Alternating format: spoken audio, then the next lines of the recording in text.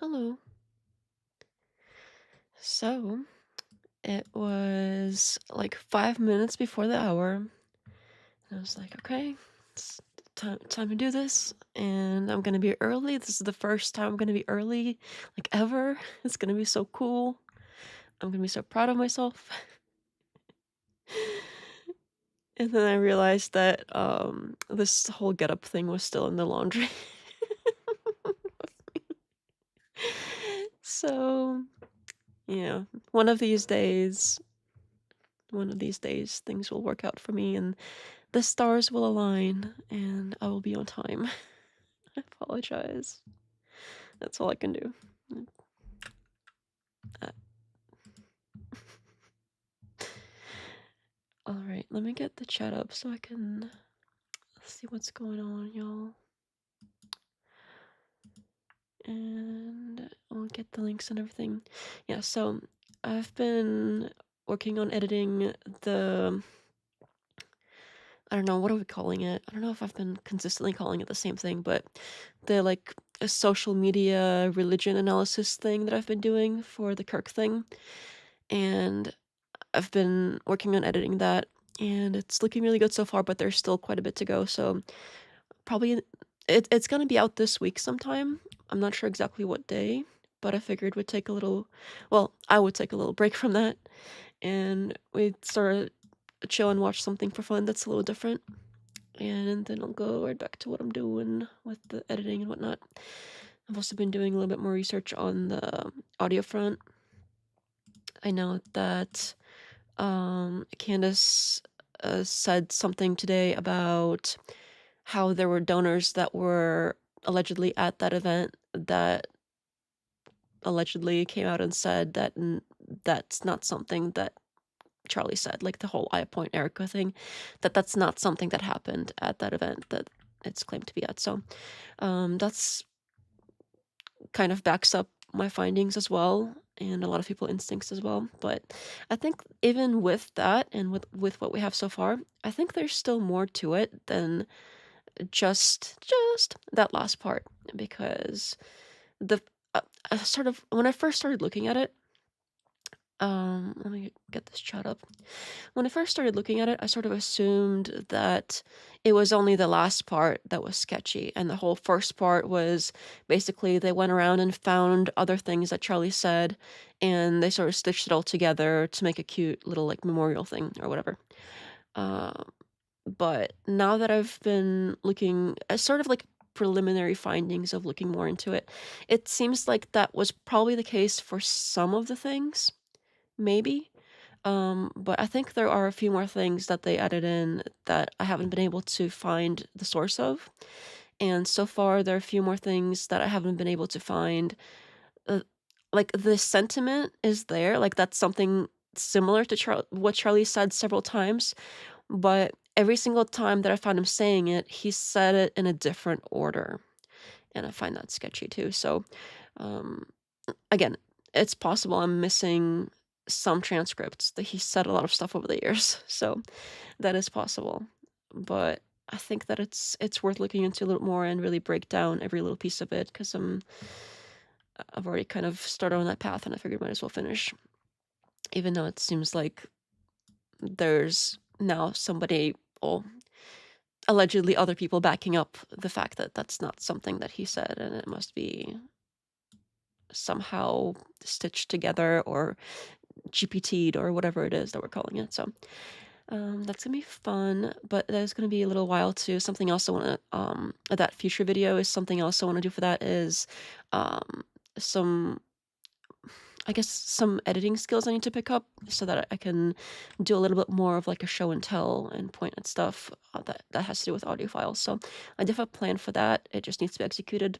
And I've been doing a little bit more of like little editing things that I've been learning for this new one that should be out this week. So that should be interesting as well. Um, yeah. So that's what I've been working on. And we'll take a little break. And I keep saying I'm gonna pull the chat out, and I still haven't done it. I still haven't done that. Goodness, why is it over here? You don't Don't be going over there. Okay, nick this one. This goes here. Perfect. And this goes... You guys go up here. There you are. Okay, let me get caught up on the chat real quick before I do the link things. Oh, the Panoverse! Look at you, you're first. Yes, that is a good idea. Professor Hizzle, welcome back. Ricknell, if you welcomed. Tom. Phantom was axiomatically first, apparently.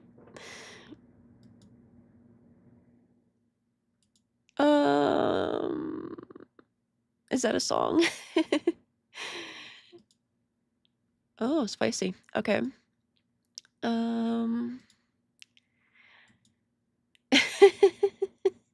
Wait, what?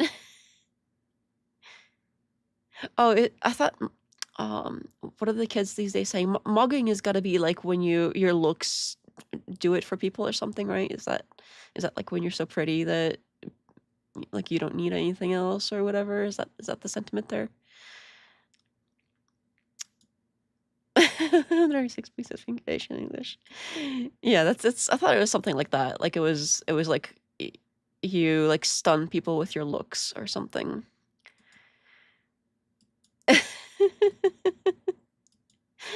Naz, welcome back. Hello. Oh no. Brad Pitting? That would be more of like that generation of people would really know. Well, that generation and my generation of people. I'm slightly younger than that, but I am aware of who Brad Pitt is. Never really understood what that was all about. Like, he's okay, I guess, but I don't know. I don't know. The Brad Pitt thing is weird. There's a few celebrities that people obsess over, and I'm like, that's fine, I guess. I don't know. I don't really get it. Maybe my tastes are just different.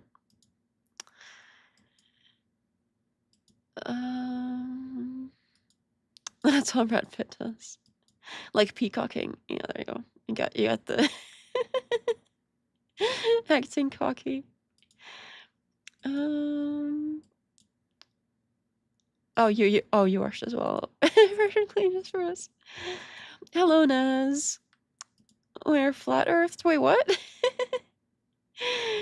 She's still gonna get a fuzz in the mask. I'm still gonna get a fuzz in the mask. It's guaranteed. There's always one. Even when at first there isn't one, somehow it like sneaks in and it happens. And like halfway through, it's like, you know, now that you mentioned something, I'm sure that there is one sneaking up already. I don't know how it happens. I had these you know, these wool dryer balls.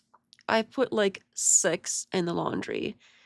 I got a whole box of them and I put the whole box at the same time. I don't know if you're supposed to use that many, but I was really going for, you know, trying to get all the little lint and whatever. I don't know if they help with that, but it is what it is. Rick, now, congrats on the... Oh, 885. That is a lot more than last time I checked. That is very close to... That's very close. That's a little scary. But yes, thank you. Mogging basically someone makes you feel insecure about yourself when he's standing beside you. Oh, is that it? I thought it was just like I thought it was just like somebody that looks good, but I didn't know that there was that component that was the comparison part of it. I didn't know that was part of it. That's interesting. I learn something new every day. All the kids these days and their slang.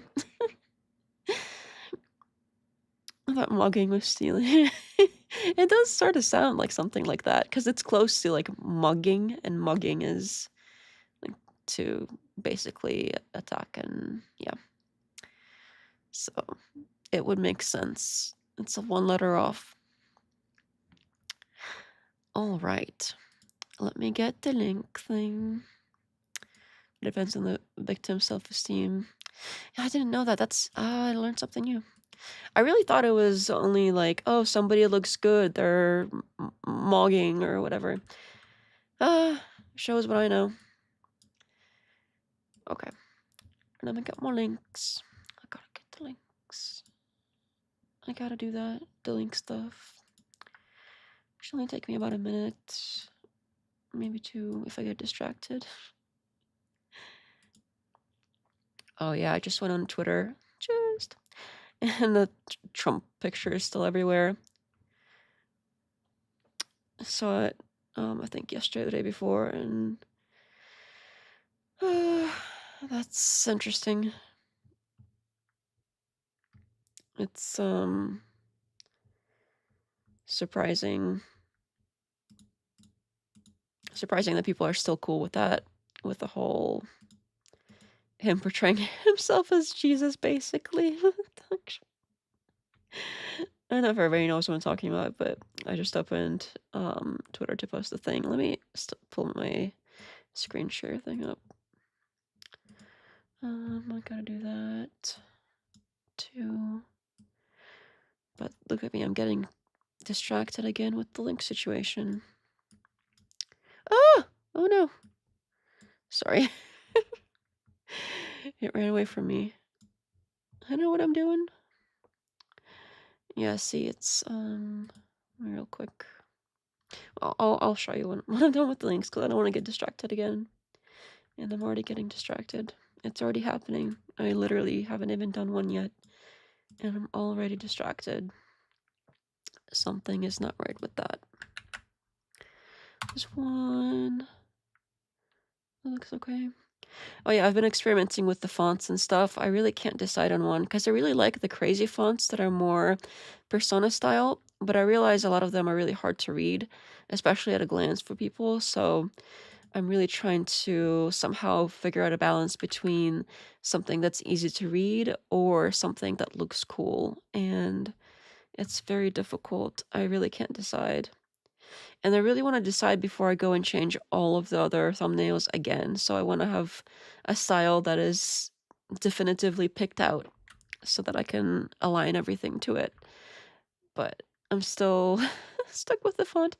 I think the video I'm currently editing, there's a bunch of like text elements on the screen at some point here and there, and I think like all of them combined, maybe there's like a dozen or two, and there's like 6 or 7 different fonts, because I keep changing my mind about it, and I keep going back and being like, oh well, I'll fix these when I go back later and align them to the same one, but then I pick another one. So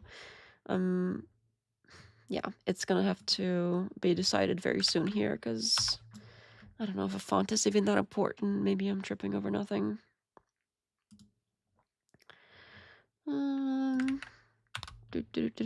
I should do a poll of where I do a few sample fonts that are kind of final but completely different, like one of the pretty ones. Well, pretty. One of the more cool ones, and another that's more regular, and have people vote on it and call it a day, because, oh man. It's never gonna end if I keep having to pick myself. It's gonna be crazy. I'm gonna keep changing it every single time I look at it. And, oh man.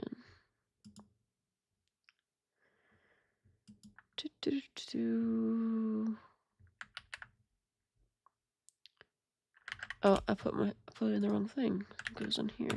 Okay. There we go. Getting close to finishing this list up.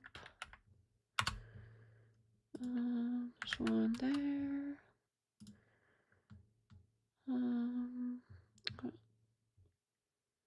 I don't know if they're live or not, so I'll just skip that one. I don't check right now. It's kind of difficult if you like make a rule about like, oh, you can't put self-promo in the self-promo channel if we happen to be live, because then every time somebody wants to post on a channel, they would have to go and check if you happen to be live on one of your like 3 channels. I'll just skip that one. And yeah, I don't know what happened here. wait, is this... Okay, I think this is the right one. Okay, that should do it. And we've got that one. And then let me get this window up. No mugging. No mugging is allowed. Let's see here.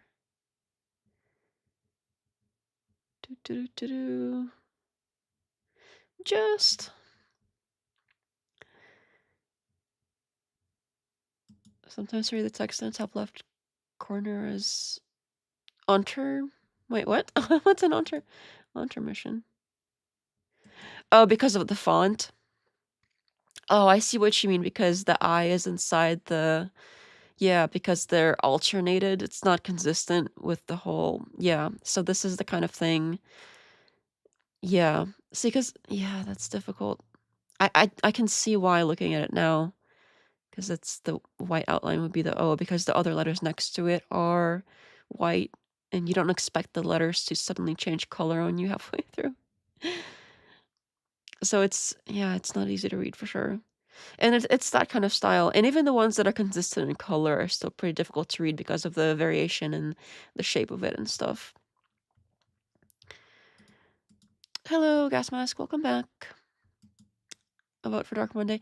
Yeah, I really like Dark Monday as well, but it's one of those cool ones. So I have been leaning towards using that as like one of the cool options. I think you're right about that one. But it's not easy to read. It is the closest I found yet that's the closest to overall like persona feel to it. So yeah, the intermissions in the corner reminds me of the Sex Pistols every time I see it. That's kind of the point. I think the so this Persona game, the style that it takes upon itself with the fonts and the art and everything is that sort of what is that, like 90s punk from... I don't know if it's specifically from the UK, but it's in general like that punk style with the posters and everything that they did that style in. So yeah, that's part of how I search for this style of font is put in like the word punk literally, and that's how you get some of those that look very similar. So that's pretty much spot on. Okay, let me clear this out. And what am I doing? Okay, let's throw a window. We got the wrong window going on here. We gotta change that. Oh my goodness, Donald Trump is... Yeah. Let me pull up the video so we can go right to it after we look at this Donald Trump thing. I put it down here. There we go. Make sure that's aligned to the video, so I don't have to redo it afterwards. Oh, so I happened across this when I was looking for something to listen to in the background while I was doing research. And it got suggested to me for whatever reason, the video we're gonna watch today. And I've been sort of recalling that I've been sort of hearing a lot about Clavicular in general going around, like the name itself, and recently he's been in a lot of news-related stuff, I guess. I haven't been fully following along. I know that there is some interest in what he's doing for whatever reason, probably not very good reasons. And I also heard a rumor that allegedly he might allegedly be possibly totally very rumor vine mill thing, um, maybe in some sort of possibly romantic association with Peter Thiel. Is it Peter Thiel or Peter Thiel? I thought it was Peter Thiel. Is it like Thiel, like, or Thiel because there's an H? Is it Peter Thiel? I want to say Thiel, but I think it's Peter Thiel. You know what? It is Peter, right? It's something like that. The famous, not so famous, I don't even know if famous is the right word. The big tech guy that's creepy. I think he runs Palantir. No, not Palantir. That's the wrong one. Which is it? You know what? It doesn't matter. It's only a rumor that I heard, and I do not allege personally anything of the sort. So I'm kind of sort of explaining the kind of things that I've been hearing going around about this particular person. So he's the what people are calling Looksmaxxing, which is super cringe. I don't even get it. Like, I understand that being more attractive is beneficial to people in society, so that is desirable, but the idea of it being desirable to be more attractive isn't new. So I don't really get how this is a new thing, except for maybe they go to some extremes to get there, and it's like looks are above all, which is super cringe. But if you take it a little bit more, if you take a little bit of more of a tame angle on it, it's not it's not new to want to be pretty. That's kind of people for basically forever. All right, let me. Well, I suppose we can look at the Trump thing first, since I happen across it. Here we go. What is this? What is this? Oh yeah, apparently there was, I don't know if this is true, but I remember sort of scrolling on Twitter, and there was something about um like there being soldiers or something, and then they turned into demons. I don't know if that was true. I didn't verify it. I honestly did not plan on covering this at all. It's Trump is doing weird shit. That's not really new. He's been doing that and getting more cringe by the day. So honestly, I'm not surprised. It's super weird.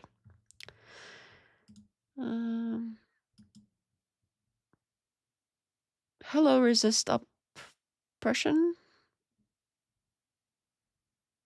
I haven't seen you before, I don't think. Is Brad Pitt Looksmaxxed?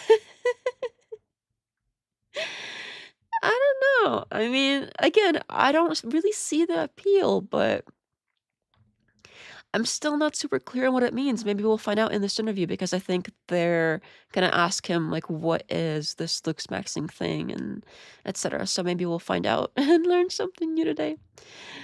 Kids these days. Okay. So I sort of skimmed through, I kind of clicked through a few places just to see what this is about. And apparently this is 60 Minutes Australia. I didn't know they had a 60 Minutes Australia, but now that I think about it, maybe there's a 60 Minutes everything. Like maybe each country has one. I don't know. It is what it is. Captain, welcome back. For minutes, a new thing? I don't know. I think maybe taking it to an extreme and thinking that it's somehow above all else more important, maybe that is new. But in general, wanting to look attractive, I think that's pretty much universal. Yeah, I can't speak. Universal for everybody. That's like a common desire for people. Hello. No, it's okay. He said psycho. Hazel is a friend, blame the algorithm. Okay. Well, Hazel's friends are always welcome. What is their merit when you artificially or chemically make your looks better? Better. I don't know if it's true, but he is infertile because of the drugs he takes. Really? That's crazy to be that young, and yeah, I didn't know that. I haven't heard of it, but again, I'm not really following him very closely. I sort of have heard of him, especially when Pearl was going on about how Oh yeah, I remember I briefly covered that thing with well, not this guy on screen, but let me just this guy over here. So I briefly covered when this guy and Brett Cooper went to something in New York, like some fashion show or something, and everybody that was like the weird part of Red Pill Twitter, because I know there's more of like a normal part of Red Pill, if you can call it that, where people are sort of like frustrated with women and with experiences they've had, and then there's like the really weird part where they're completely psycho. So I presume the completely psycho part of Red Pill Twitter were the ones that were going on about how, oh, well, she looked at him and smiled, she wants to bang him, she's cheating on her husband, and then freaking Pearl went on and on about it. I don't know how many videos Pearl made about this one moment. This moment, it literally took like less than a minute or so. I don't know. It was about a minute total of that interaction, and Pearl literally had like several shows about it, going on about how Brett was so in love with Clavicular and it was so obvious. And yeah, okay, sounds like projection. Anyway, women have always been Looksmaxxing. Yeah, again, we're gonna have to hear him define what that is, because I don't know if I can really say one way or another. Because if we say that like looks above all else, I think you could generalize that women do prioritize looks more than men, but I don't know if it's above like everything else, literally. Because there are a lot of lines that most people don't cross. For the duration, but after the fact, maybe, but that was a thing in the 60s. Oh, okay. I've seen him spar in a boxing ring. Who, this guy here? He has 0 conditioning, he has 100% of the juice. Well, he does seem to admit to taking assistance. I'm sure they're gonna discuss it.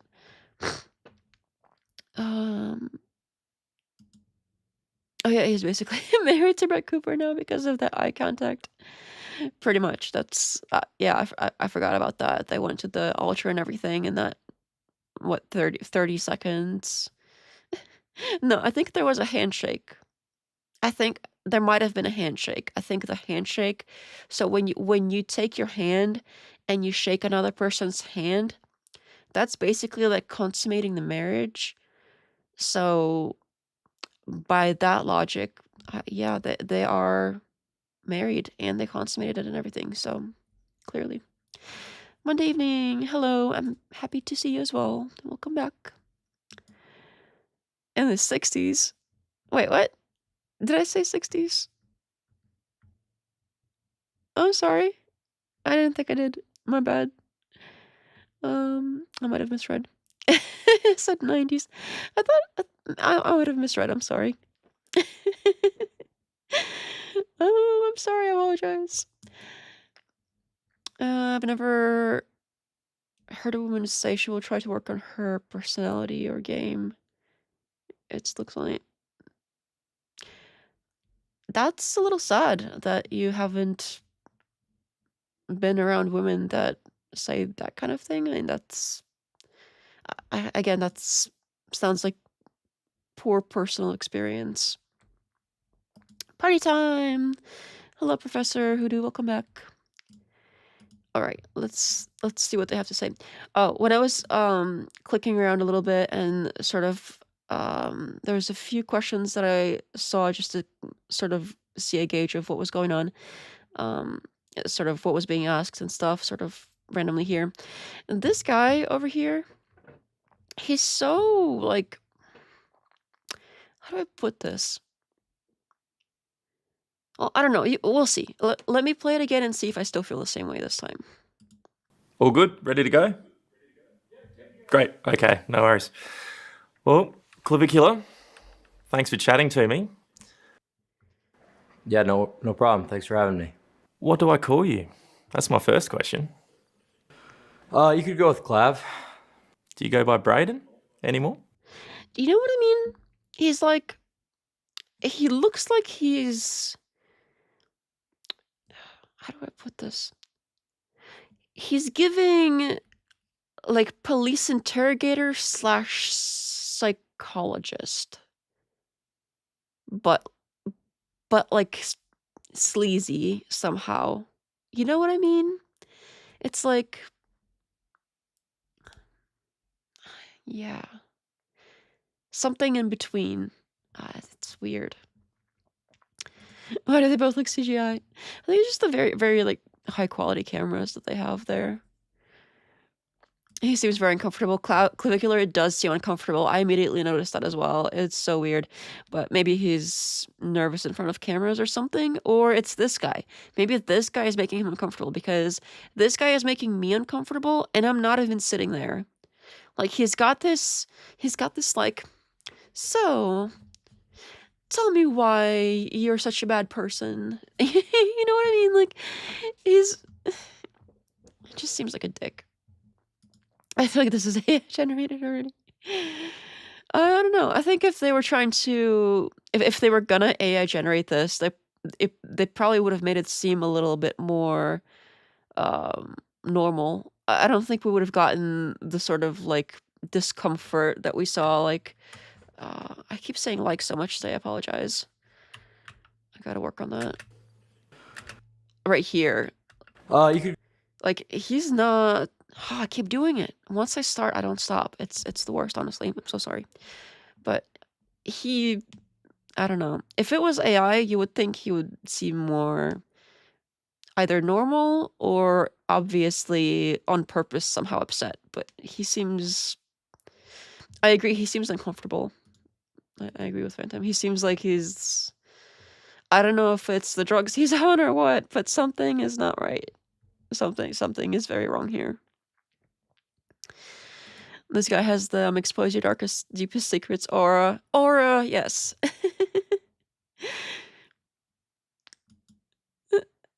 The dick immediately challenges the guy's choice of a name. Alright, You let's go watch with it. Let's watch Clav. it. Do you go by Brayden anymore? Yeah, see what I mean? This is so... Yeah. It's very, like, police officer slash psychiatrist. That's, like, tell me about your feelings, but also incriminate yourself the whole time. That's the vibe. Or aura, I'm sorry, aura. We're going with aura here. Haven't heard that one in a while. Okay, that did not work well together. Why not? Giggity. I would just say that I kind of like to keep my personal identity a little bit, not necessarily private, because pretty much all my information is docs out there, but it's sort of a new era in my life with all of the content I'm doing. So Yeah, I think it's super weird that you have done your research a little bit, at least, on the person you're interviewing, and it seems like he clearly did if he knows his real name and everything. If you looked into him at all, I think you would probably know that he doesn't go by any other name. So this is such a sleazy, stupid question. This is coming off across a little bit weird. Again, I do not have a crush on Clavicular, okay? Only because I'm defending him here, it doesn't mean anything, okay?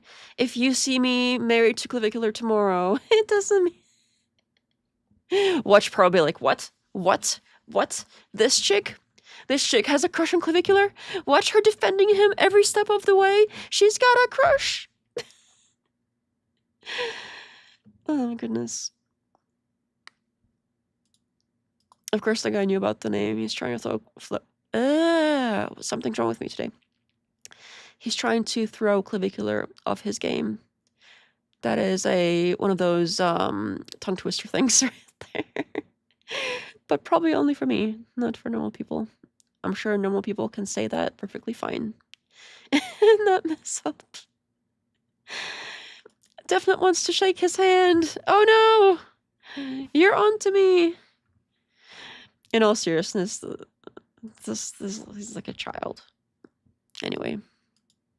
it doesn't even really feel like when I hear that name anymore, that it, you know, resonates almost in a way. It's interesting you say that, because the fact that your life's changed is putting it rather lightly, isn't it? Are you a different person in your personal life than the person we see streaming? What is this? Okay, first of all, the questions are immediately weird and creepy, and this weird, like, squinting thing he's doing is so weird. You don't, you know what? That reminds me of these owls. They are, oh, what are they called? Let me see if I can find real quick. African, this is the screech, African screech. Screech owls. Oh, you know what? Maybe it's not screech. I don't remember. Is it these? Yeah. Oh, okay, okay. Here we go. Here we go. Hang on.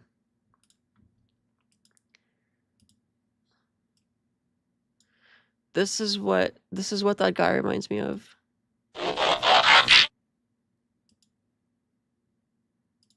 It's like the Transformer owl. That's what I thought of. This is like. Okay. Is he supposed to be today's male sex symbol? He looks weird to me. Then again, I'm not female. Yeah, honestly, like, even if he was a little older, he's not really my type, but I do know that apparently he is above average looking, which, sure. He looks normal to me. I don't know what the craze is, but I think it's one of those things, like, if you act like you're hot shit, people are gonna assume that you have some reason to be acting like that, and then they're gonna treat you like you really are hot shit. And the more people that do that, the more other people are like, well, all these other people think this person is, you know, the what do we call it? I don't even know what the slang is nowadays, because apparently mogging has this, like, insecurity aspect to it I wasn't aware of. Anyway, it seems like the more people believe in it, the more it's easier to get new people onto the today's not my day, onto the bandwagon of being like, oh, maybe there's something to it, and you know, all these other people think he's hot stuff or whatever. You're probably not seeing him at his best. He's super awkward right now. I don't know, is he generally not super awkward? It's fair that I probably am not seeing him at his best, but I don't really know. That's fair, that's fair. Death Note entry.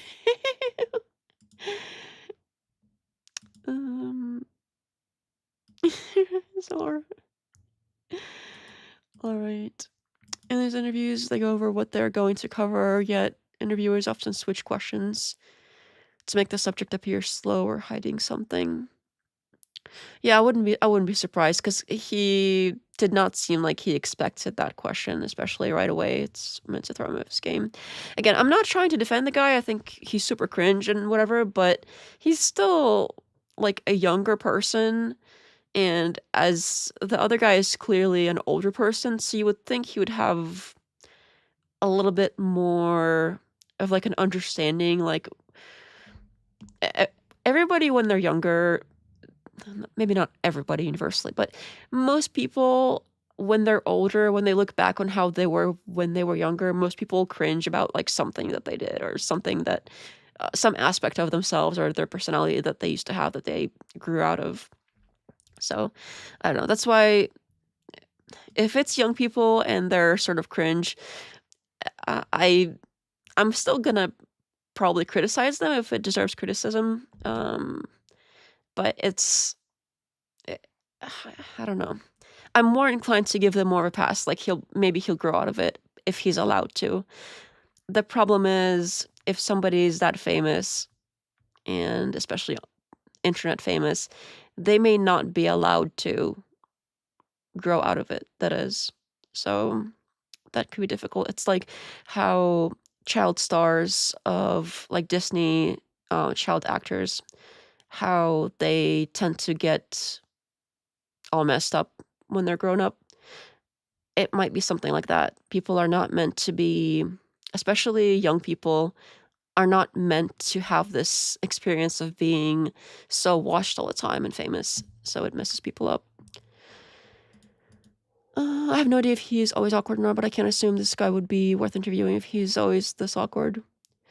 You never know. A lot of people that are internet famous, which is where his fame comes from, as far as I understand, can be pretty awkward in person, so that's totally possible, I think.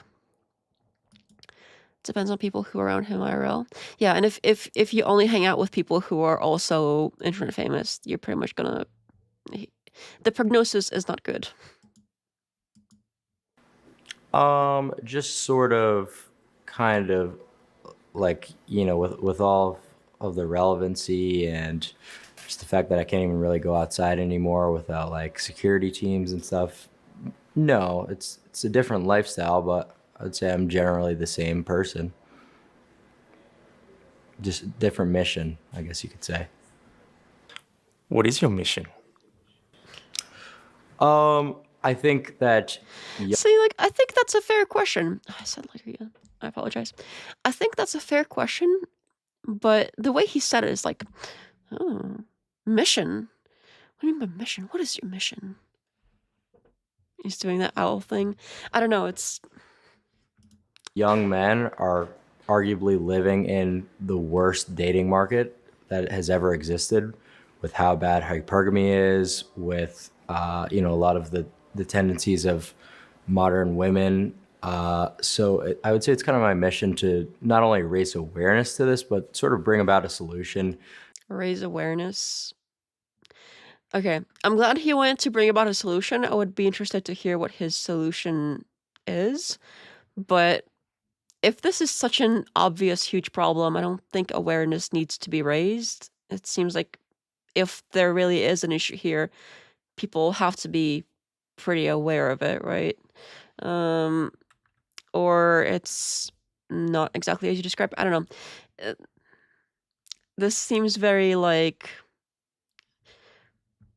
You know what? Every time I look it up and I forget, is the hypergamy thing where people think that women only go for like the more rich men, I guess, and then because they have the internet now, they have more access to the rich men, and then there's like a few of the rich men that are banging all of the women, even the non-hot ones.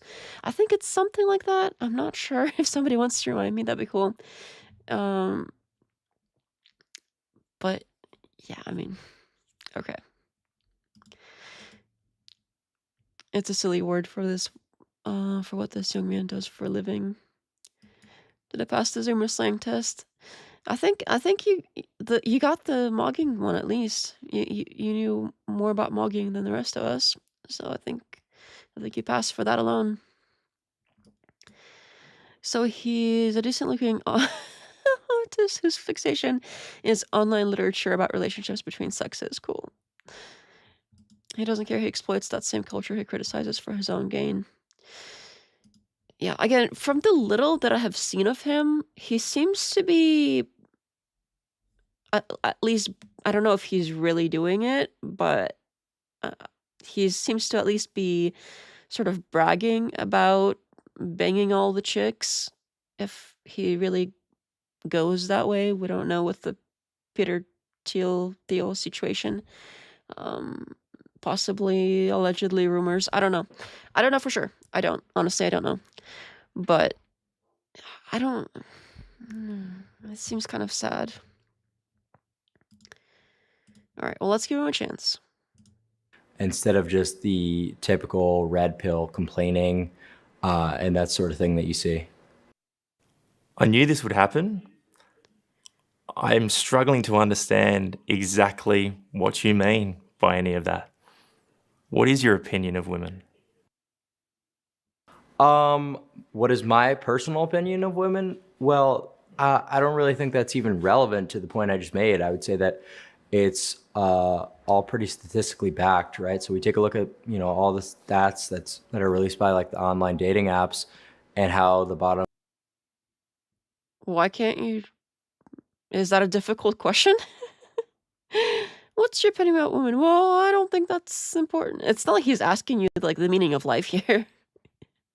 Oh, what do you think about women? Oh, I don't know stuff. Oh man. The thing is, on one hand, I kind of feel bad for him. Obviously, he's not well and he seems sad. But on the other hand, he is an adult and he is choosing to do this. So, and if he's spreading messages around or messaging or whatever, that is not optimal for society, in my personal opinion. And yeah, we gotta call it out, unfortunately. Why would he be sad? I mean, he really seems sad. I mean, do you call this not sad? I mean, what, this whole like demeanor. Understand And I understand this is one interview, but overall, he seems like his responses are like, exactly what you mean by any of that. well, let's keep going. What 'Cause is your I don't think he's gonna suddenly perk up or anything, but the way that he's answering questions, he seems like he doesn't really. He seems unhappy. I don't know. Looks like he's trying to be really careful about his choice of words for the interview. It makes sense. They could easily take out of context his answer.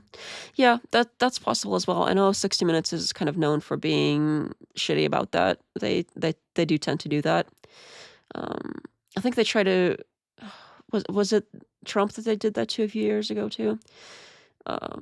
Yeah, so they do have a reputation for that, but I mean, he chose to be here, and I think not answering the question of like, oh, what do you think about women?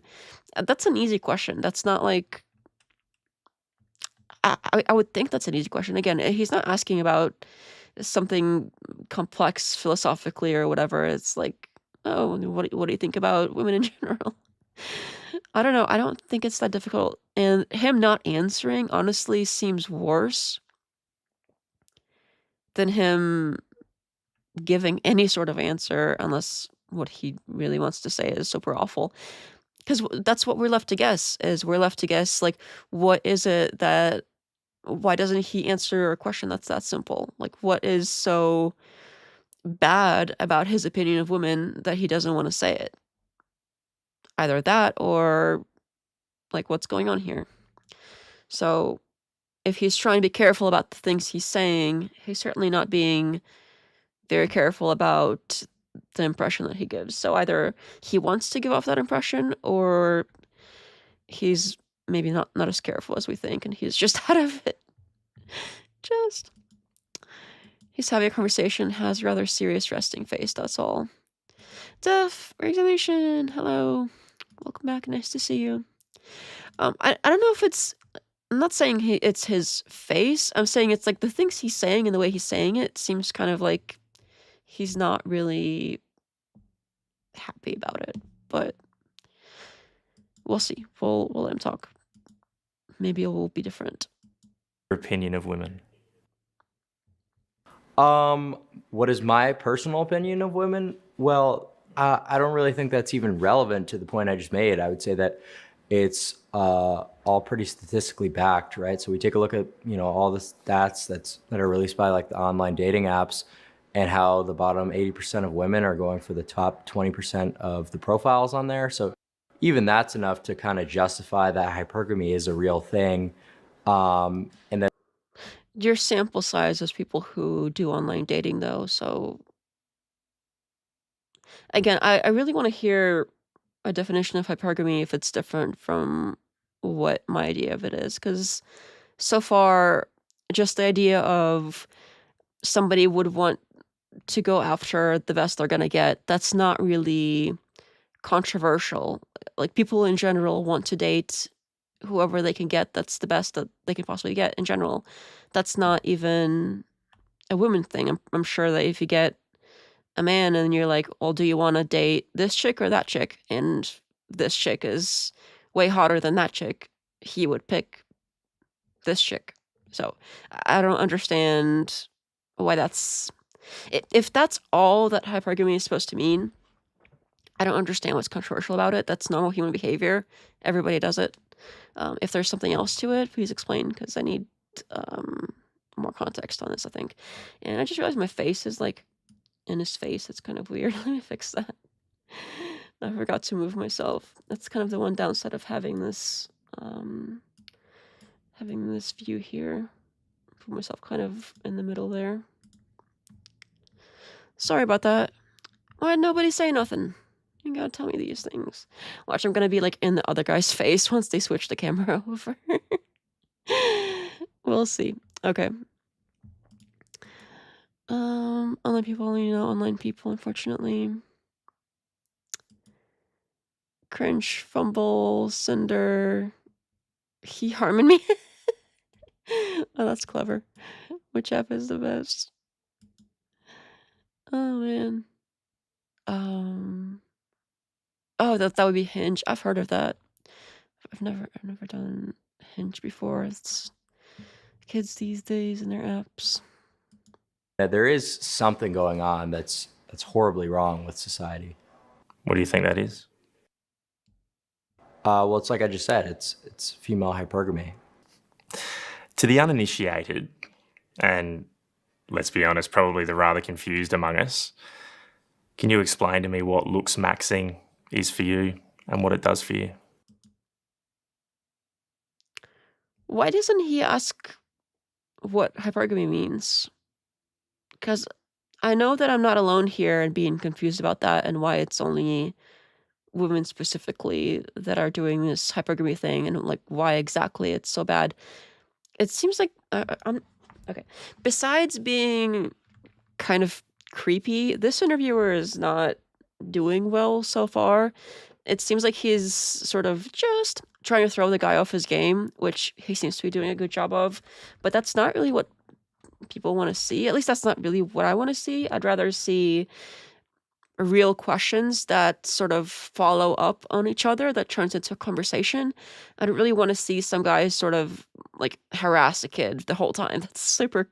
That's it's weird. It's weird, and he's doing this like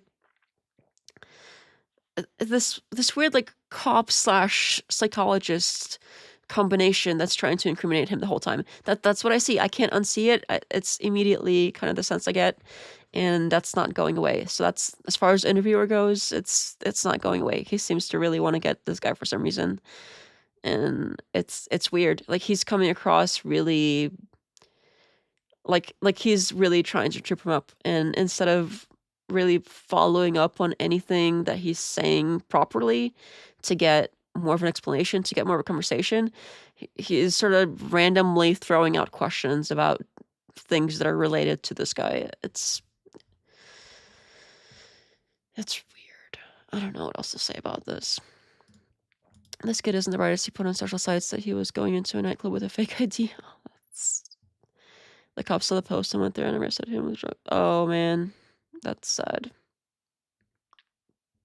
I don't know. I guess if you're famous enough, sometimes people think they're untouchable. But I do wonder if, because I heard something about there being like a fake arrest or something as well of after a possible car accident, and that was all for the attention and the views. So I do wonder if maybe that was also for the attention and the views and the likes or whatever kids these days are really into. So I do wonder if anything that this guy does is real, because a lot of it does seem to be for the views. I want to say their stance would be something like that women exclusively hold a monopoly on the dating market. Hmm.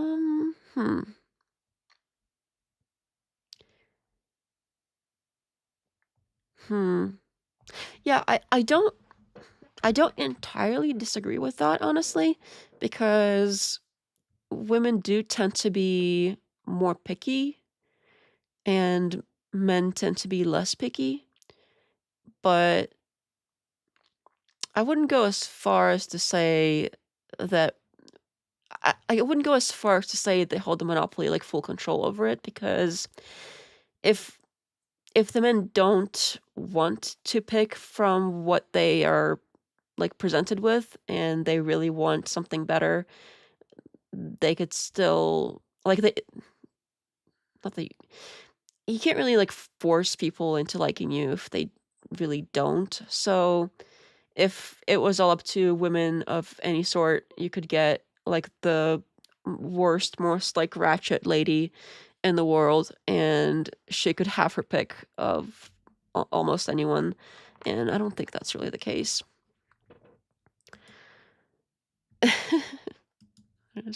There's Larry's professor.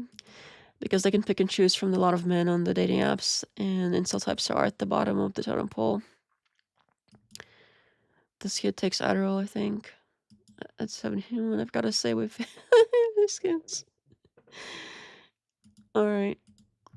I think he has admitted to taking all sorts of things. I'm not really sure exactly which things, but Looksmaxxing is just another form of self-improvement that is a little bit more holistic, I guess you could say, than the traditional self-improvement that was usually just, you know, physical fitness and, you know, athletic activities, whatever sort of was in the mainstream in, you know, the early 2000s, 2010s. You typically just see on forums a lot about bodybuilding, but now it's evolved a little bit further from that, and people are taking mind the face, you know, so that's one of the most important distinctions. What lengths are you going to? What lengths have I gone to? Well, I mean, I'd say I've pretty much tried it all. I haven't had plastic surgery, but just about everything else in terms of biohacking, right? So you can really do a lot for your looks with simple pharmaceutical intervention, right? So I'm gonna have to speed this up a little bit. I think we got a sense of the mood of the situation, but I don't think I can do this whole thing at the pace they're going. It's let's try 1.5-ish and see how that goes.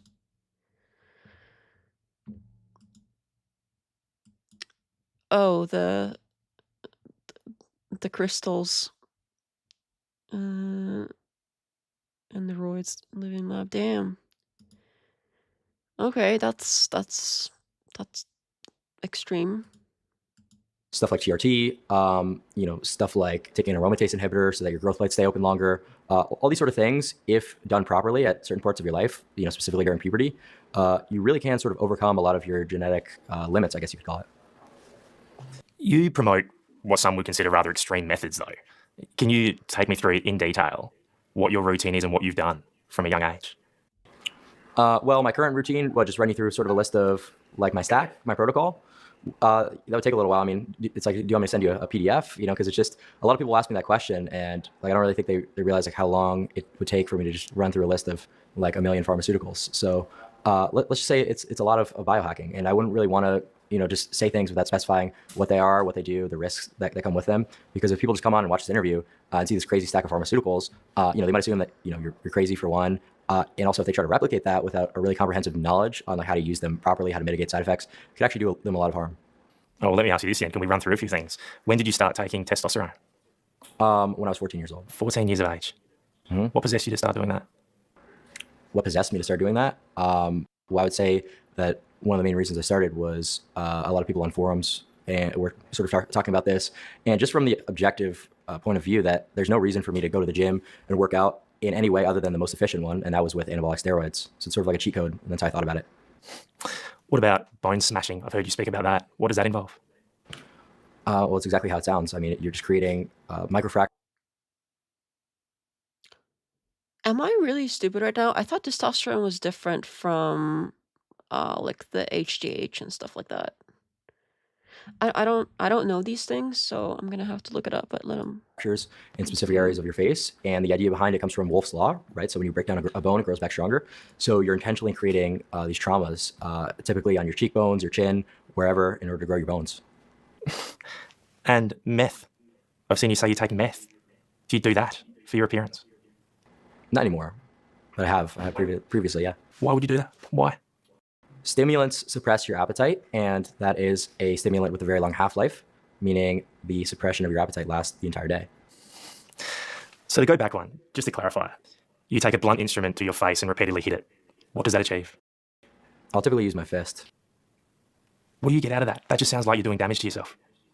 Well, I just explained it, right? So you're creating microfractures in specific parts.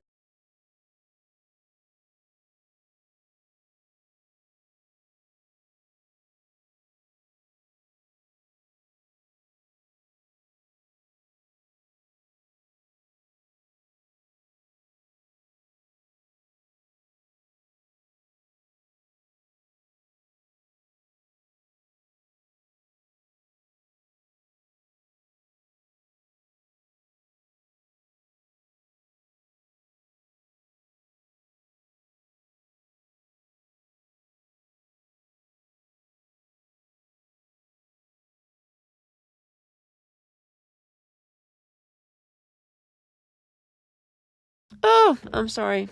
I did it again. I muted myself so that I could look it up, the HGH thing. I apologize. I was saying I don't really think that he was doing this bone smashing thing. I think it's just something for the views.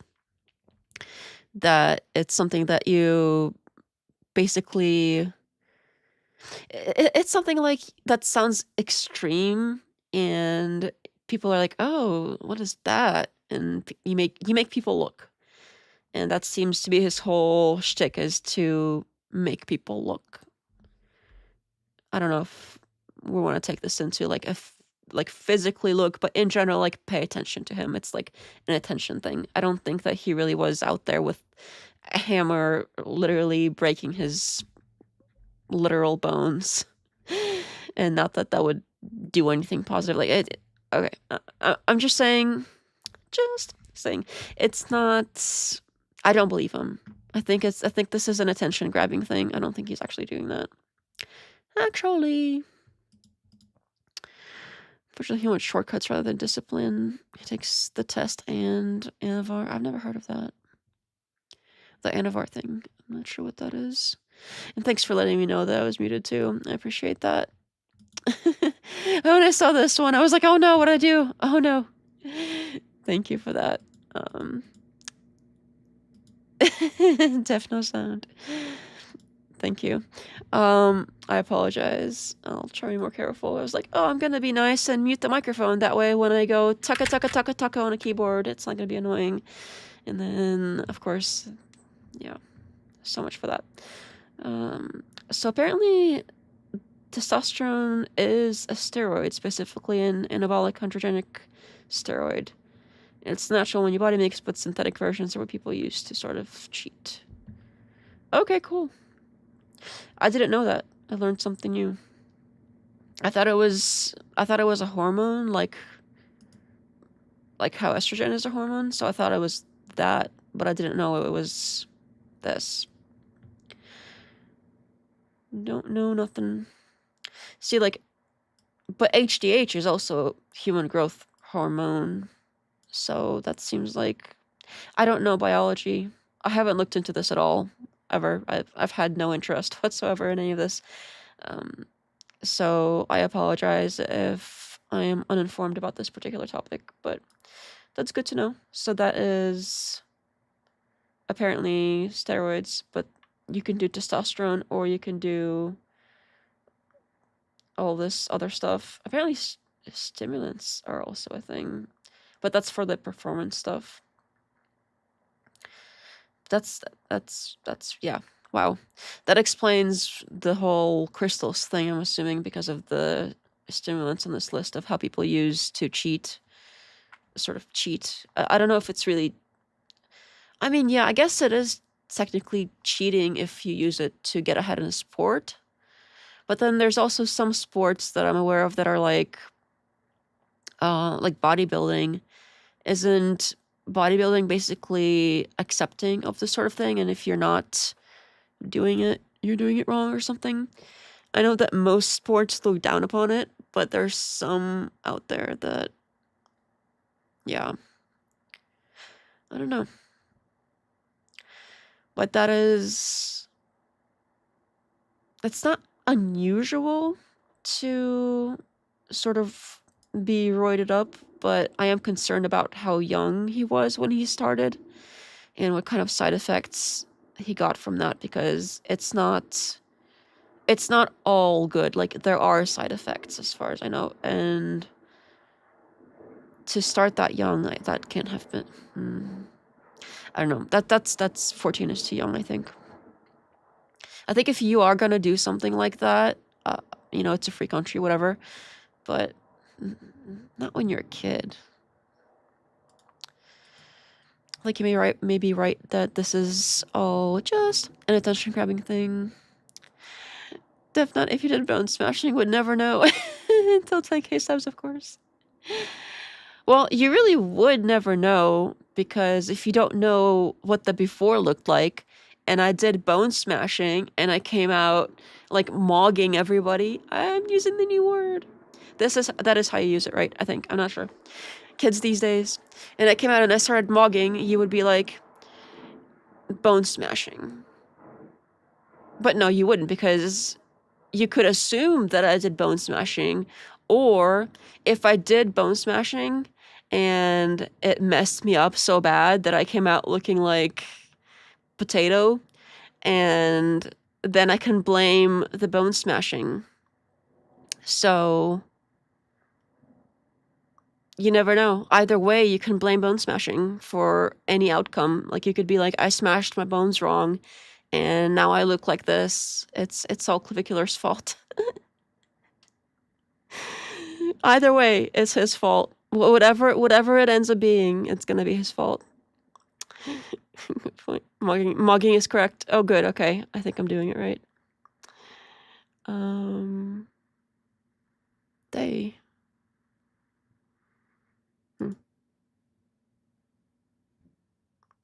Day. What do you mean day? I don't know what you mean by that. Parts of your face, like typically your cheekbones, and according to Wolff's Law, it'll grow back stronger and bigger. So you're hypertrophying your bones. You know, doctors and medical experts will listen to what you say and shake their head and go, you're crazy for doing that, and it sends a horrible message. Do you deny that? I don't really think that they would. And I really haven't seen too many people who have actually looked into my content. Also, he's not wrong. As far as I know, it is true that if you break a bone and it heals over, that spot probably won't break again. Like, it's going to be way stronger. If it breaks, it's going to be in a different spot. I think that is true. And if you, like, scar tissue is way stronger than regular tissue. So if you have scarring, I think it might be a similar thing where, like, if your bone grows back and it heals, it's going to be stronger. Same thing with, like, the skin is also scarring. Scar tissue is way thicker and, like, impossible to get through. So yeah, I don't think he's wrong about that, but the concept of you breaking bones on purpose to somehow make them stronger, I don't know if it's going to make them visibly bigger.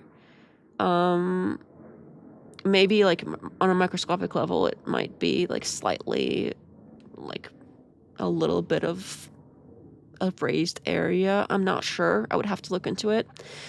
But I don't think you would have any visible changes besides maybe, like, an infection or something that you got when you break your bones. But it is technically true that your bones do get stronger if you break them. But that is not endorsement of anybody breaking their bones, because that's like, it's probably going to be harder to break bones in that spot again. Not like you're going to be pretty because of it. That makes no sense. It doesn't. Especially if all that is microfractures. Your face is not going to be any different if you do that. That makes no sense. But it's partially true that bones do grow back stronger. So if you want super strong bones, I guess. But yeah, I mean, let's be serious here for a minute. Come on. Didn't appear in the message. Oh, you accidentally deleted. Okay, yeah, we didn't see nothing. Oh, you gotta be good. I didn't see nothing up there, so I don't know. Most my messages don't go through, don't worry. Just because you said so and go try to break my bones. Please don't. Messages. Okay. Okay, let's continue.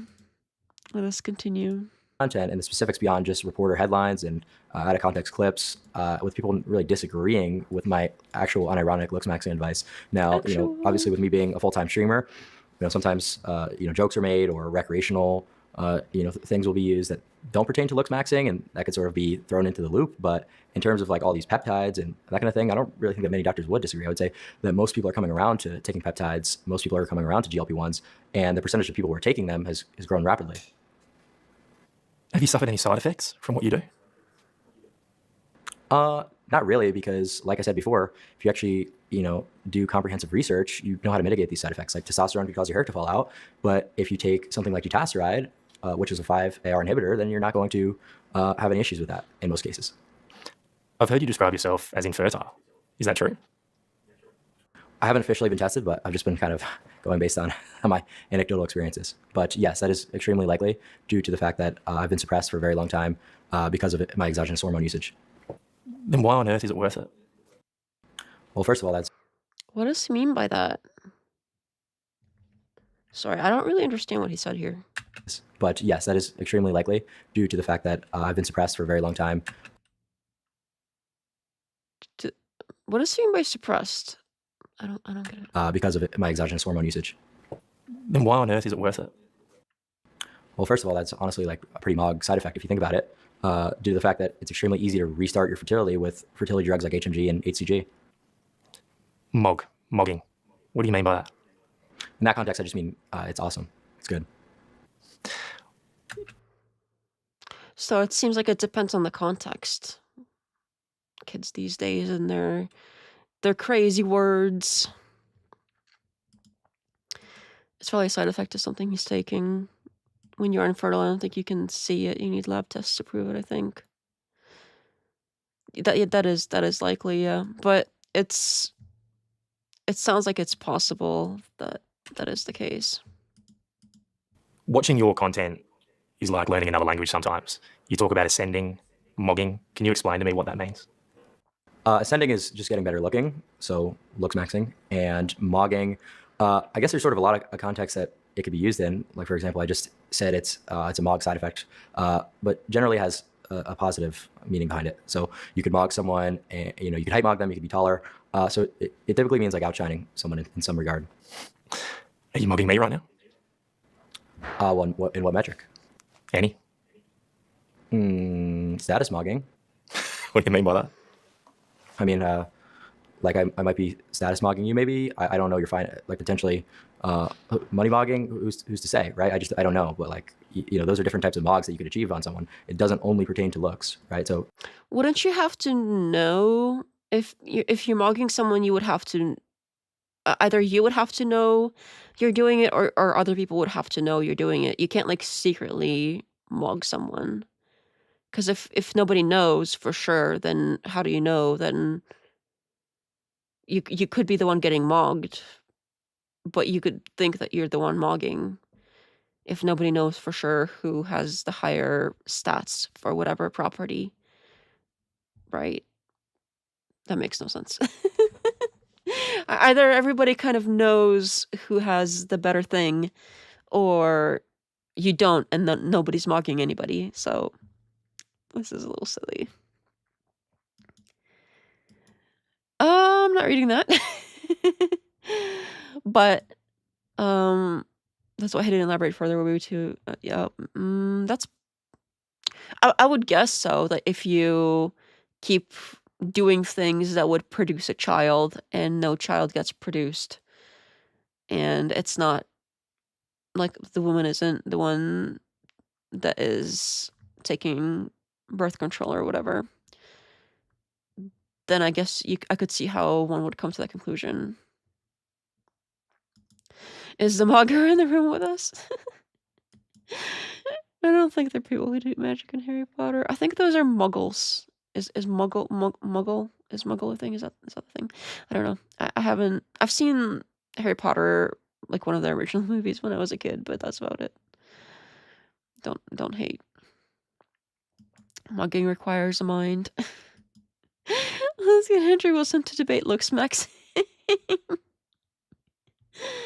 That would be something.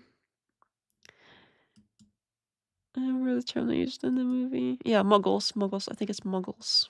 Muggle. All right. There's all types of mugs. Well, your whole persona and shtick is about appearance and looks, right? So would you say your looks mugging me right now? I can't really see you, to be fair. It's kind of hard with the light. The camera's quite far away, so I'll just give it to you. Really? Yeah, I mean, I can't see. All right. Well, how about this? If I was to come to you for advice, which you give out readily, would you say that I need to do something to myself to ascend or live a better life? Well, the issue is you're just giga far away on a laptop screen, so I wouldn't be able to really say what you could do. It's very far away. So sorry about that. Oh, okay. So that explains it. Because I've been wondering how 60 Minutes Australia is interviewing an American. I think he's American. And here I was assuming that he must have gone to Australia for whatever reason. But this is a remote interview, and it's made to seem like they're in the same room. It's done very well as far as the setup goes. I didn't even notice that they weren't physically in the same room. I had no idea. Consider me got. Clavism. Muggle. Muggle. Muggle. Can't even do magic.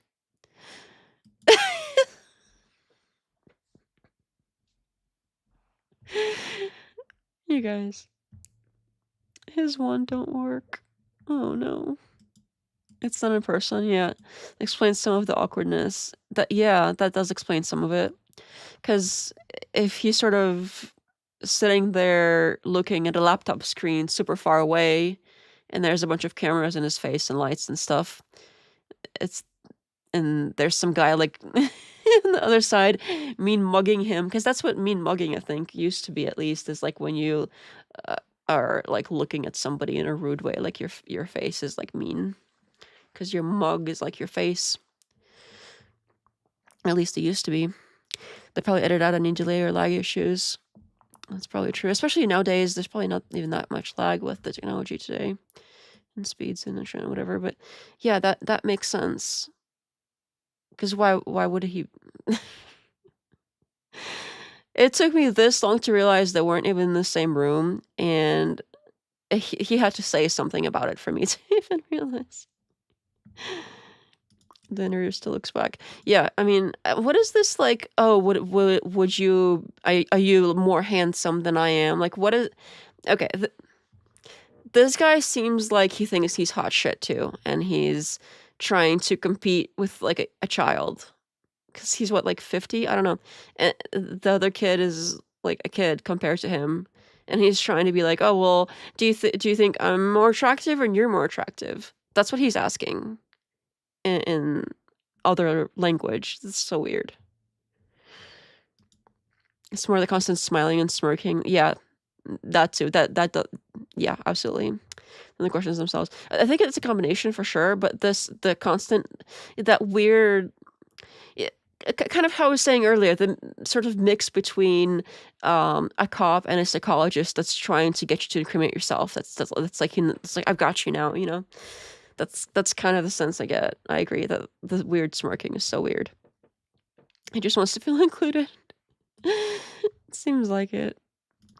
But yeah, this interviewer's got something weird going on for sure. I find it fascinating talking to you. I feel like you're a very different person face to face than the persona you give out online. Do you believe half the stuff you say? Do I believe half the stuff I say? So what are you saying? I'm inauthentic? I'm just curious that... Yeah, what kind of freaking question is that? That is such a dick thing to say. I Honestly, there are a few things that I would be like, okay, this is obviously for views or trolling or whatever, like the bone smashing thing. I don't think he's actually doing that, actually. And some of the publicity stunts that he does that are super weird, where he's getting arrested doing this or that. I think that's publicity stunts. But I don't think somebody would be really that committed to something like this if they didn't at least believe in sort of the overall philosophy of it, if you can call it that. So that's such a dick thing to say. Like, oh, that's like asking, oh, are you always lying or just some of the or just most of the time, rather? Are you always a liar or are you mostly a liar? That's such a dumb question. Interviewer, so slimy. Absolutely. It is a fair question, but no media figure would be professional to admit the relation between their individuality and the product that it is when they film themselves. Everyone knows anyway. Hey, hey, are you a lying asshole? As you're interviewing. It's just a silly question, since we all know no one would admit to the influence of the camera's presence. I don't know. I think some people would admit that in some ways they have been affected by being that famous and things like that. I don't know if that's completely unheard of, but I kind of see what you're saying, that even if they really were completely fake, they wouldn't come out and say it. That would ruin their whole thing. So that's such a dick question either way. Like, even if he happened to be completely fake, like, even if that was true, like, what do you expect him to say to that? His whole brand would fall apart. That's so dumb. Is a lot of what you say on your videos and online about gaining attention more than necessarily it being what you truly believe? Yeah, is that what you call it, smirking, where it's like really like In terms of streaming, yeah, like a lot of the activities that I do, like it's condescending, or is that no? I said that wrong. Condescending, because I think sending was just more like condensation versus that, which is like something that water collects on glass or whatever. But condescending, I don't think I want to add an N in there. Condescending, I think is the right way to say that. I mix those up sometimes, like the middle part, not the full word. clubbing every day, doing certain activities like that. Is that something I would do if I wasn't a content creator? No. So that part is, I guess you could say, just for virality. I'm a pretty Am I wrong about that? sheltered person. I like to spend time to myself, ideally. So all those experiences where I'm going out and about, talking to people, maybe that's not the most real version of myself, but everything I talk about in regards to Looksmaxxing in my philosophy, that's 100% real. Why do you think you have become so extraordinarily popular among young men? Because Looksmaxxing was the key thing that was missing from the manosphere, and a lot of male internet. You're pronouncing condescending correctly. Oh, good. Okay. Because sometimes I put an extra N in there in the middle, and I gotta make sure I don't do that.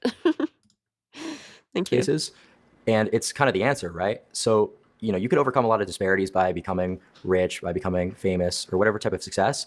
But if you're not physically attractive, then you won't be able to really have lasting relationships with women. You won't really gain a lot of.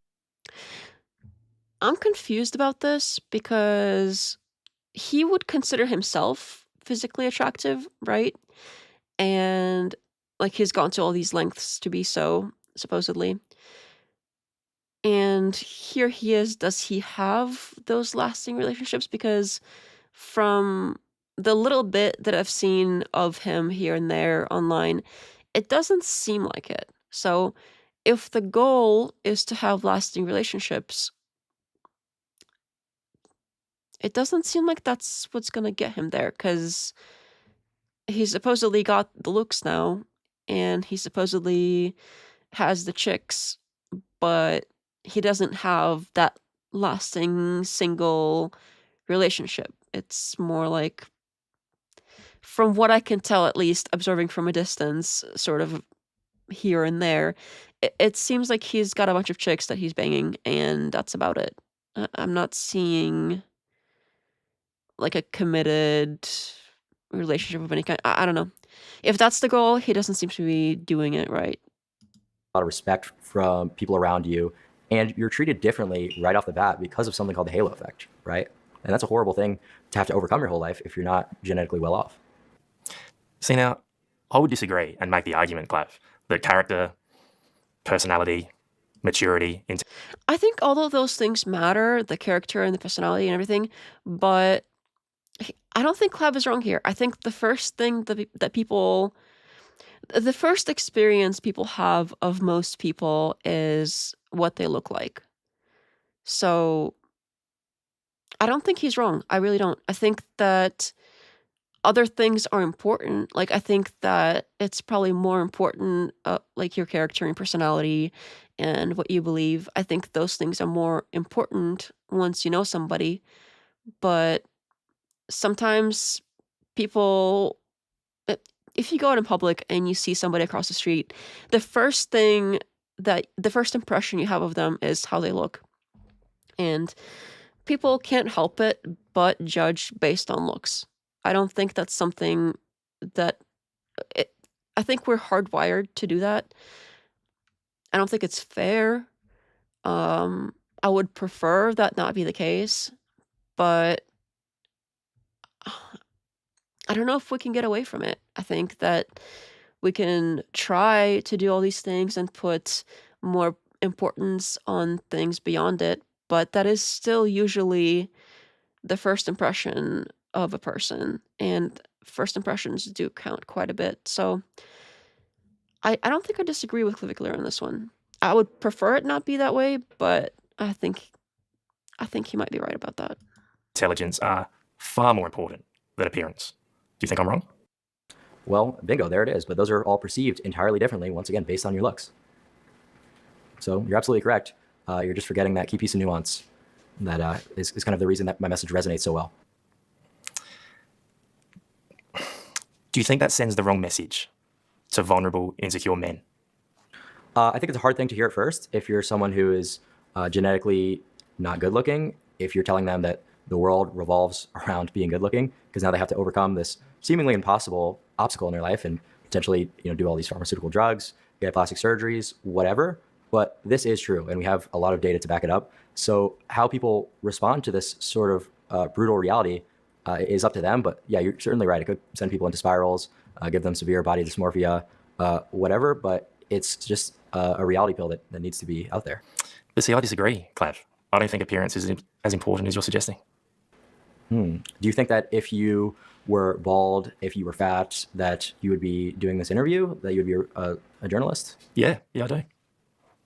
Well, I would tell you that it's very unlikely that you would have the career that you do if you didn't have the looks package. That's really what it comes down to. Like, you'll see a lot of media personalities with full heads of hair, generally in shape, and that's what it comes down to. I think we can put a little check mark next to the baldness situation. It has been discussed. No, it didn't have to be brought up. So put a check mark there. Always have to have some kind of baldness conversation during every stream, apparently. It keeps happening. Captain says he doesn't want a relationship. That's interesting because he said it as the first item on his list of why you would want to do this thing. The first item was lasting relationships. So why would he not? I could understand if maybe he's too young right now and he wants to wait to do that later. I can understand that. I'll take it. But if in general he doesn't want one, then why would he put it first on his list? That seems like a point of denial, maybe. Bald, yay! I had to run back to my PC to comment when I heard no way. Well, I also noticed it, so it has been covered, and now we have it extra covered. So it has been said. That is true. See, again, I disagree. Do you not think there are bald, overweight journalists? Of course I do, but I'm just saying you would have had to overcome that disparity. Yeah, I think this is another. Oh, there's a fluff. Who said it earlier that there was still going to be a fluff in here? Whoever said that earlier, you were right. There is now a fluff. Oh my goodness. Fluffs. I gotta get to 10K so I don't have to deal with this fluff anymore. Fluff is gonna get me every time. Anyway, I don't think that he is wrong in this point either. I think that, especially to be on TV, it is going to be a lot easier to get ahead, to be the person that's in front of the cameras if you are better looking. I don't think it's even that controversial to say that. I think that's sort of common sense. So I don't know why why they're trying to argue about this. Looks to matter for most prominent news positions, though. Yeah, it's yeah, true, exactly. Like, it's very unusual for people to be the ones in front of the camera and be completely like horrid looking. Like, you see some average people, but you see people who are more sort of traditionally attractive get further ahead. And not that you don't see people on TV who are average or below average, but the people who are better looking do get further ahead. And the people who are like, if you're so bad looking that it's like difficult to look at you, you're not gonna get on TV. Like, you're not. You're just not. It's not happening. So I don't know why this is even the point of argument. I can't even think of anybody who would disagree with that. In women, is more evident that looks get you farther in certain careers. That is true as well, but I don't think it's only women. I think that also applies to men. Although, not that you were saying it's only women. I do agree that it's more important for women. How to put this? I do agree that for women it is more. How to put this? What's the best way? As far as looks go, men who are not as good looking are more likely to still get their career of choice, as long as it doesn't have anything to do with being in front of a camera or whatever. More likely than a woman who is equally as bad looking, I guess. So I definitely agree that for women it is more important, like society-wise. Society expects women to place more value and more resources in general into their appearance. So when they don't happen to be as attractive, it seems like they're doing something wrong or they're somehow failing. So I do see that as well. I think that also makes sense. But I think for men, it's also applicable that men who are more attractive or like traditionally good looking tend to also get positions that are higher up unless they're super charismatic or something, like out of this world charismatic or funny. That tends to work well for men as well, that maybe weren't as well endowed with the good looks. Yeah, it is weird the TV guy is denying that. I think he's trying to be like, because he knows he is like generically attractive if he wouldn't be doing the creepy smirking thing. So he's gotta be all like, well, I'm so above it all that it's not even that important. It's whatever, knowing that clearly he doesn't have to worry about that. Depends on the nature of the content for men. Exactly, that's true. Guys, if you're not good looking, at least be really funny or entertaining to have a spot on TV. True, Tom. If it's a knowledge or competency / informative media production, looks might be less of an essential than being knowledgeable on the topic. Yeah, I mean, there are lots of jobs that if you don't really have to be in front of the camera, that are not as important looks-wise. But I think even for those jobs, if you happen to do that job equally well as like if you happen to be equally as smart or whatever as somebody who is exactly the same amount of smart and exactly the same amount of experience, but they look worse than you, I think the person who is better looking is more likely to still get the position if they're on an equal level as far as the other properties of themselves. Yeah, I'm inclined to think so. I don't have data on this, but my instinct tells me that's probably the case. By being a lot better in other metrics to have the career that you do. The people who follow you, do you feel the weight of responsibility at all? And do you reflect on the fact that the people following you are looking for something, looking for some guidance, and you might be sending them down a really dark, sad path? Well, yeah, I do feel responsible for the advice that I give, and that's why I didn't just go through a laundry list of different things that I take. And I think that's a great idea. That I don't know if that's something his lawyer told him to not do, or if he really genuinely cares about people out there that might want to reproduce and do things wrong, or if that's like he got good legal advice there. But that is, in either case, I find that respectable. And try to have people replicate them without all the background that they need to do things successfully. But going a little bit further into it, do I feel responsible for the mental state that people could be in by realizing the importance of looks and not being potentially good looking? Yeah, I mean, obviously I'm responsible because I'm putting the message out there and I'm the content creator, but am I supposed to feel bad if someone just gets, brutally insecure or starts having body dysmorphia? It's like, why is that responsibility on me? How people react to that messaging? Well, people would say because you are the person sending that message out. We see people taking hammers to their face and bone smashing. We see people talking about taking drugs because they look at you, a rather attractive young man, and they want to emulate that and emulate you. So do you feel bad about that? So do you think people are better off living in a fantasy land that is essentially just a matrix? Not to sound, like the typical, matrix talking point, but it really is like copium fantasy land stuff to tell people that their looks don't matter. But surely, Clav, it is a happier world when people don't sit there and obsess over their looks to the point they're hitting themselves in the face with a blunt object. Well, I mean, why? If looks are the most important metric, why wouldn't you do anything and everything to maximize it? Because there are probably more important things in life than looking good, don't you think? Like what?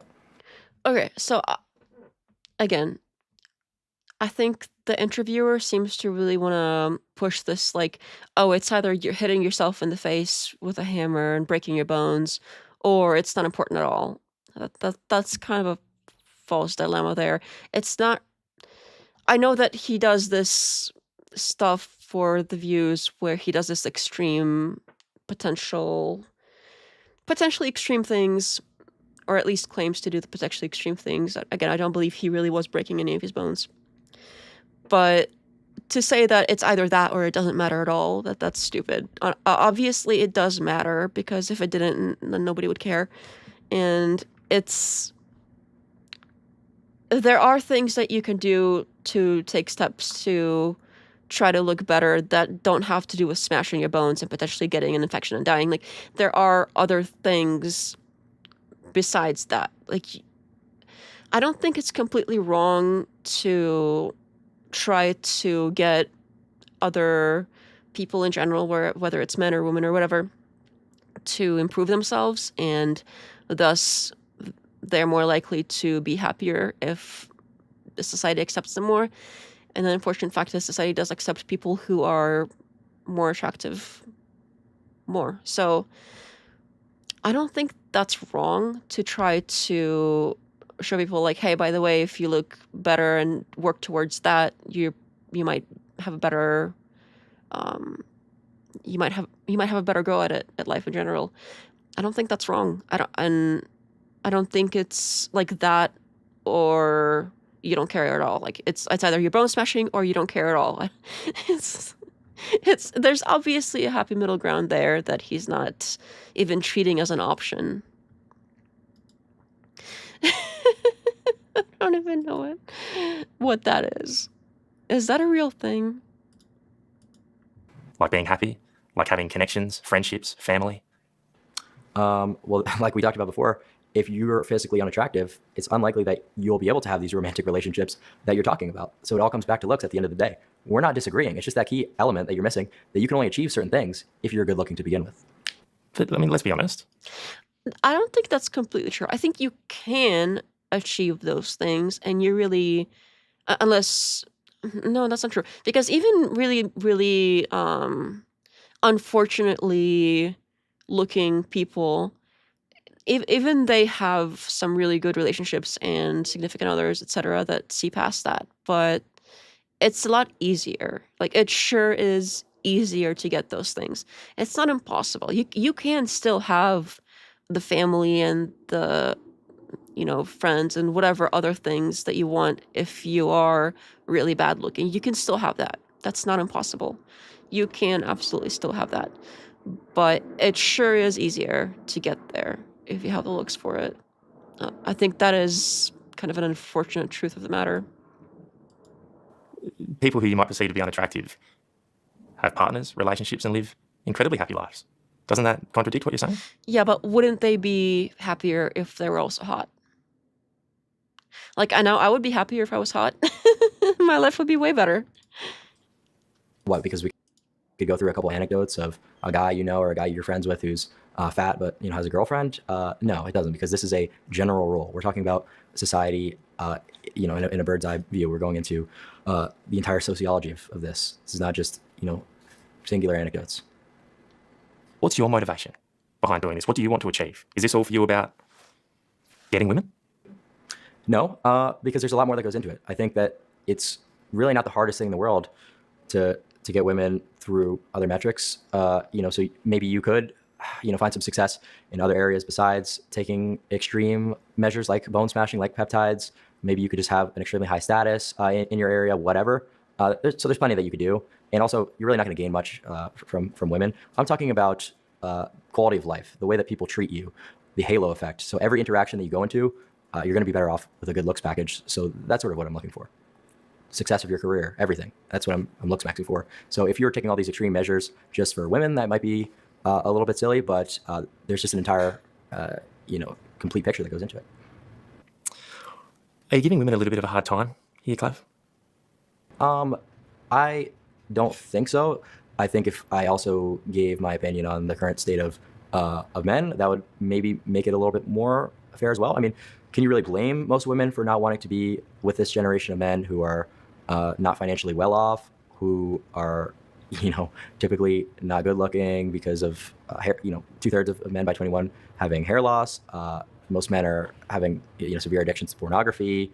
There's so many issues with the male space as well that I'm not sitting here and saying, women not wanting to date bottom percentile men is such a horrible thing and we need to make a law forcing them to. It's like, that's not my point at all. There's a problem with dating in general. So that's the clarity I'd give you there. Women will watch I think that's fair. this and see what you're saying and hear what you're I don't think being bald makes you undateable, by the way, but I think the sentiment in general is fair. saying and shake their heads and go, no, you don't know what you're talking about. We're not like that at all. Well, if they actually thought about it and weren't being performative, then they would realize I'm completely right. Performative. Mm-hmm. Yeah. What do you mean by that?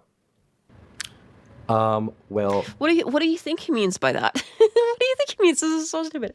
What do you think he means by that? It means performative. It means like, oh, I don't care about looks at all. I'm like so cool and so progressive, and it's like not important to me whatsoever. It doesn't matter that all my past boyfriends were like so totally hot, but it's like so important for me to have somebody who's like intelligent and smart, and I don't care about money or looks whatsoever. Performative, okay? This isn't like a difficult concept. What do you think he means by performative? That's what he means. This is so stupid. I'm sorry that went on for too long. This is so dumb. Like, what do you think he means? Jesus. I would just say that women say a lot of things, but if you watch the way that they act, it's typically complete opposite, right? So you see how just on my IRL streams, I'm such a bad guy and the personality matters, whatever, like you're saying I'm being so critical of women, but whenever I go out to the club, they're all hanging with me, not the feminist jesters who are standing in the general admittance section. Feminist jesters. What do you mean by that? I just mean people who are reposting like liberal media on their Instagram, trying to sort of be white knights for women and that sort of thing, and then I go out and do my streams and they're all hanging with me. So they might say things, but watch the way they act, it's totally different. Isn't that just a reflection of the places you're hanging out, not the kinds of people and the women you're coming across? Yeah, I mean, maybe, but that's... I mean, the fact that people like that exist, like, I think what he's talking about here is people who like say they are one way, but they're really the opposite, and that's absolutely shitty. But I'm not surprised that kind of thing happens. He's saying an uncomfortable truth. It's like in music, the cool bands are always pretty looking dudes. Girls, they never want to be the chubby obese ones. I don't remember a band with chubby members. Maxing. Yeah, I mean, obviously he takes things to an extreme point, but the general sentiment is not wrong. Generally, just the world in general, and that's my anecdote because those are the places that I stream at. But there's examples across the board, really. Well, let me put this to you then, okay? You mentioned feminist gesturing, or however you described it. I would say to you, Clav, that some of my most cherished friendships and influences in my life are 100% women. I'm curious to know what you think that says about me. So most of the friends in your life are women? I said some of the most cherished friends in my life are women. I don't really see a problem with that at all. I mean, I have plenty of female friends. Women would listen, though, to what you're saying and consider it misogynistic and sexist. Are you those things? Which part? I thought he was pretty fair. I mean, obviously, the hypergamy thing, it depends on how you look at it. So if you take that to an extreme of saying, well, this is like a women-only thing and it's men are completely innocent and poor victims of the women, and if you say stuff like that, obviously that's one thing. But I thought he was pretty fair. I thought that he pointed out things that were sort of plaguing both genders in different ways. And like, sure, I don't fully agree with him on everything, but I don't think that like he was specifically misogynistic in any way. Maybe somewhere else that I haven't seen, I don't know. But here, at least, I haven't noticed anything that he said that was specifically misogynistic, in my opinion. I don't know what this guy's talking about. Would they really? I mean, I just also called out the state of men in 2026 with OnlyFans subscriptions, pornography addictions, financially terrible off. So I think I'm just calling out sort of what's wrong. Yeah. So is that misandrist now? So yeah, I don't. This is stupid. With both sides of the aisle. So I don't really think that's misogynistic at all. Is this what you're doing really a solution to any of it? Is what I'm doing a solution? I think. Okay, that's a different question. We're gonna move on from the alleged misogyny. Okay, sure. It's sort of the best option that people have nowadays because it's a lot easier to sort of ascend and transform your life through looks than becoming like a media star or some sort of millionaire to be able to start getting girls. So that's why I advocate for Looksmaxxing. Absolutely, because really anyone can do it. Do you think you're making the world a better place? I do. How? Well, I'm sort of informing people and giving them that key piece that they were looking for on why their life might not be going in the direction that they want it to. What do you think is more important? Looking good or just being kind to the people around you? Why is that? I mean, I understand it's like a question that is not like completely illogical to ask, but why do you have to pick? Why can't you be attractive and be kind to the people around you? Like, I know he's not literally saying it's impossible to do both and you have to pick one, but the way that he phrased that, I think, was unfair. Like, why do you have to pick specifically?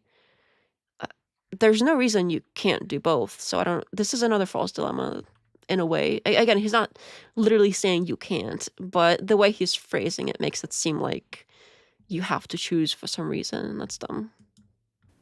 More important in terms of what? You just have to More important for all of us. More important for like your personal ethics or like some sort of thing that you're trying to achieve. Like, are we talking about like getting women, getting friendships? What? Would you think you'd be giving a better service? I'm thinking from like a results-driven perspective, so you're gonna have to clarify that a little bit better. Do you think you would be doing more for your community, for the world, by just being nice and pleasant to the people beside you or online, than just doing everything you can to look good and encouraging others to do the same? But you're asking this question as if those things are mutually exclusive at all. What? Can you not be a good-looking person who Looksmaxxes and be nice? Like, even if you were to say that, you don't like me personally and you don't like the content I do, it's not like, people can't Looksmaxx and not be a piece of shit if that's what you're implying. But it doesn't really make any sense. No, it does, because it's where you draw the line. I mean, you produce content where you rate people's looks, right? Right. and then you encourage people to do extreme things, some would see like smashing a hammer on their face. Mm-hmm. Yeah. So do you think that is a kind thing to be sending out into the world? Do I think it's a common thing? A kind thing to be sending out into the world? Yeah. I mean, I don't really see how that could be something that's kind or not kind. That binary doesn't make any sense. Just like, is it valuable? Is the information and what can be gained from it valuable? And I do believe that. You sell courses as part of what you do, right? So that's how you make a living for yourself. Is that right? Not really. I mean, it's one revenue stream, but I would say that most of my income is from streaming, actually. Okay. In building the following you have, young. Vlogger's trilemma.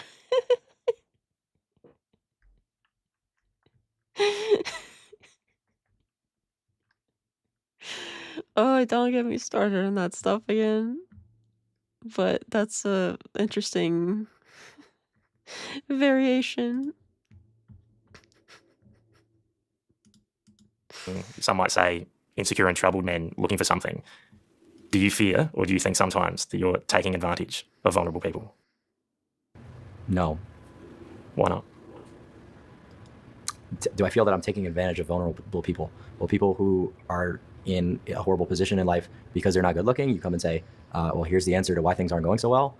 That's taking advantage of people. No, it's not. It doesn't make any sense. Well, what sort of advice are you giving people who come to you and say, I don't like the way I look? Do you advocate for them to be doing extreme things like what you do? Extremely case dependent. But what sort of advice have you given out to young men who say, I want to look better? What are you telling them that they should do? I've said time and time again that leanness is most of what you could accomplish in terms of Looksmaxxing. It's going to be the number one thing, because you could do all this stuff, you could grow your bones, whatever. But if you've got all this fat and blubber on top of your bones, then what's it really doing? You can't even see any of your facial angularity. So you have to be extremely chiseled, low body fat, 10-12%, to really know where you're at. And have you advocated for things like taking drugs, testosterone, and bone smashing? Have I advocated for that? Yeah. I feel like the taking drugs thing, that question, I would just prefer you clarify individual things like testosterone, because you just say drugs, people automatically associate recreational normie drugs, and I always am very clear that those are terrible, right? And I advocate fully against them. But if you're talking about certain pharmaceuticals like testosterone, like human growth hormone, GLP-1s, yeah, I do advocate for those. So what would you say to a medical expert that says, teenagers shouldn't be doing those things? Well, I wouldn't ever really talk to most medical experts, because they're typically jesters who are operating based off research that was done decades ago. So, What is this jester's language? I keep hearing the jester thing. The jester maxing. Yeah, what is this jester? I don't... It's almost like juster. Just... We're gonna have to start adding jesters to our just actually list, just because it sounds similar enough. What does it mean? I'm not with the times, man. so So do you think you know better than doctors? not necessarily, but I would say that a lot of the times these doctors are just sort of out of date with a lot of their things that they recommend. They're often getting kickbacks from these big pharmaceutical companies to prescribe certain things instead of what might actually be the answer. So I would definitely say that there should be a little bit of skepticism there. There's a lot of skepticism about using a hammer. I think a little skepticism is fair with medical professionals, but that's up to each and every person to do their own research, and this is not medical advice. On your jawline as well, Clav. Well, fair enough. That's fine. And look, I sit here and think that's a crazy behaviour. So what do you say to that? I think it's the last thing anyone should be doing. Well, I mean, what do I have to gain by sitting here trying to convince you, right? It's like, don't do it then. Yeah.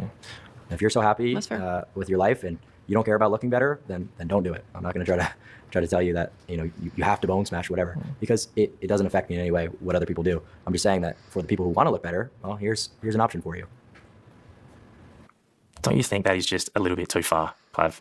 Injuring yourself to try to make yourself look better? Injuring yourself? I mean, we're talking about microfractures. So it doesn't even have any risk really if done properly, right? If you're properly bracing your head and you're not a complete imbecile, it's really not that high risk. Okay. Even if what he's saying is true, I think that the prerequisite being you're not an imbecile. I think for people that might be desperate enough to try this sort of thing, they might take it too far and do it wrong. And I am concerned about recommending things like that. Because at first, I think he did better in the beginning of the interview where he was like, I'm not recommending anything because somebody could go and do it and hurt themselves, etc. I think that was the correct take. Here, where he, to be fair, the interview kind of pushed him into this, but he still, I think, should have been more firm on, no, I'm not recommending it. But he sort of got him, the interviewer sort of got Clavicular into this little, like, spot where he, like, either has to stand by it and recommend it, or he, like, doesn't really think it works or whatever. I don't know. It's a weird spot to be in, but I still wish that he would have said that he doesn't recommend it. More like, okay, well, this is what I did, allegedly, but I don't recommend anyone do it, that sort of thing, just to be safe. Just because there are imbeciles out there that could take this to an extreme and then start suing people and stuff like that. So it's, in America, it's better to be safe than sorry, unfortunately. Lawyers are some of the people that make the most money in this country for a reason, because unfortunately the kind of country we live in is very into suing. So that does seem to affect our society. Is it actually effective, the bone smashing? Is there before and after photos of Clav? I think I've seen some images of him, but people documenting it.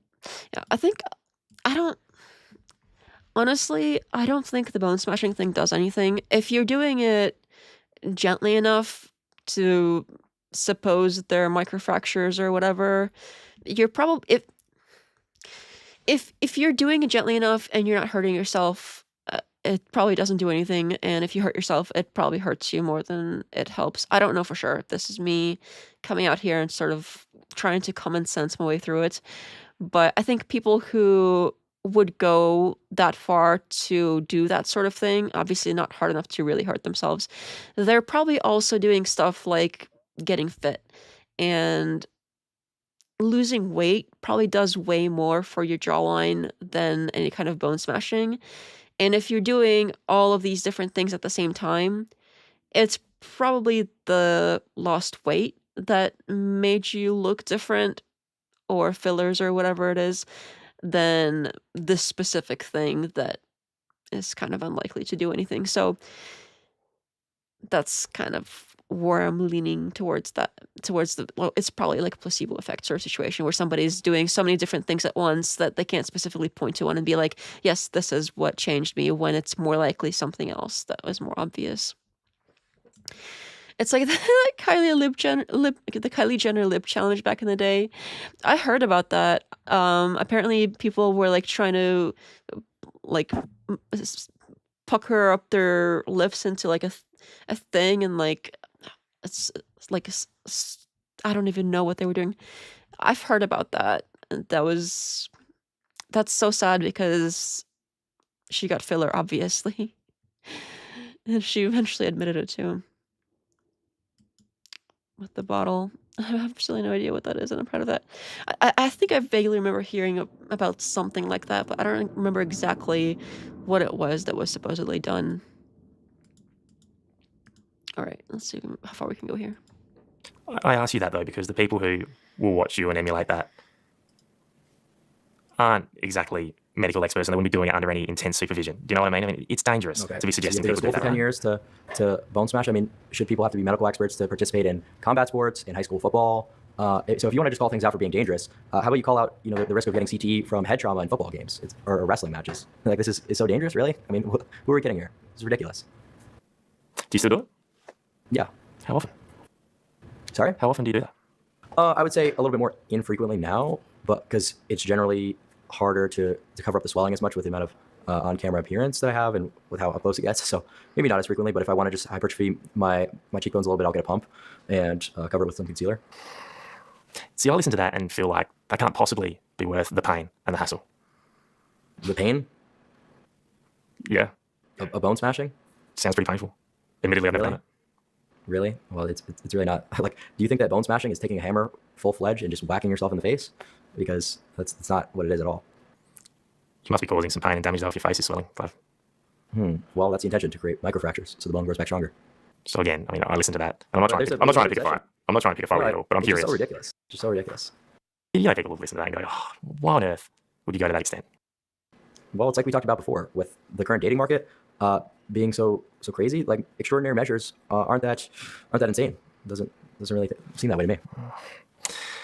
I'm wondering, what happened in your life, or what was your life growing up, Clav, to make you feel? See, here's where the whole psychologist half of the psychologist/cop thing that's coming in. It's this like, tell me about your mother. It's so cringe. I really dislike this man. I don't know what it is about him. If it's the way that he's smirking, if it's his overall like I'm better than you demeanor, if it's the sort of like trickster thing that he's doing with Clavicular, who I'm not a fan of either, but honestly so far I have preferred him in this interview than I did this interviewer. He seemed to have been at least more of all things. Clavicular seemed to be more genuine in this interview than this guy, whoever he is. So I don't know. That's the sense I get. Sue me, whatever. But something about him it's throwing me off. He doesn't.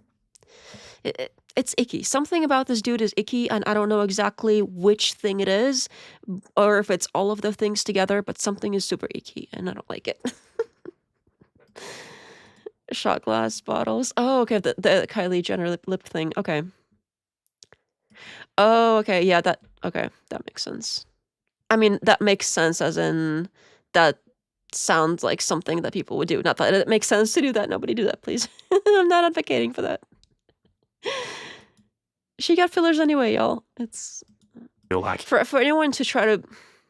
I really think it was wishful thinking for anyone to think that she really was doing all that stuff or that she didn't get fillers. It's obvious that she got filler the whole time. Anybody who believed her when she said she didn't was gullible. I think we all know what fillers look like by now. Maybe they were new enough back then or something. I don't know. I don't know what the deal is, but yeah, I thought it was pretty obvious. that this is the answer for you. What motivated you from a really young age to go down this path? Well, I took a look at a lot of these statistics, and it was based on also personal experiences to a degree.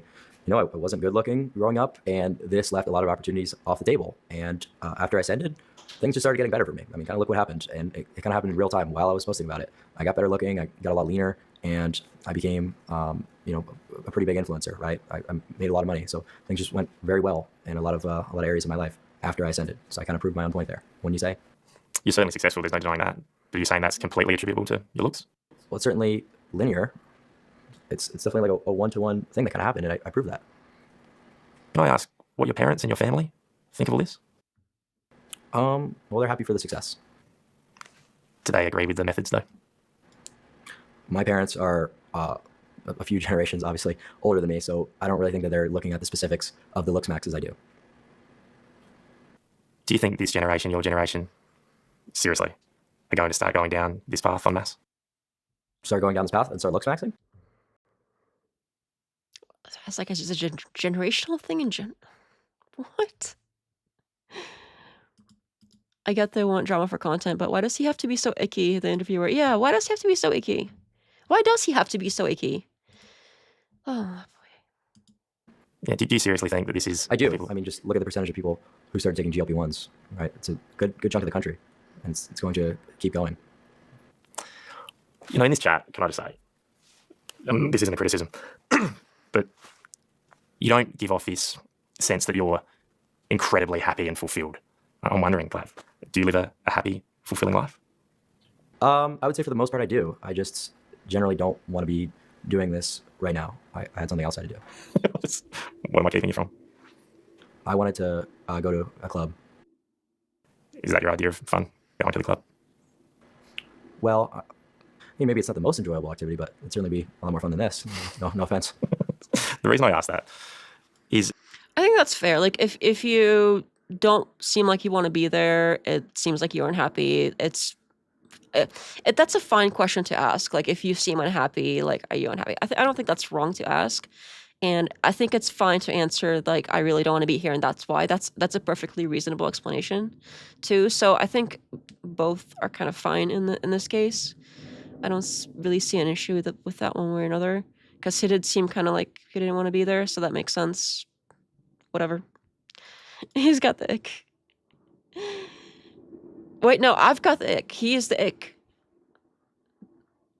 He's like 12. How many 12-year-olds are happy and fulfilled?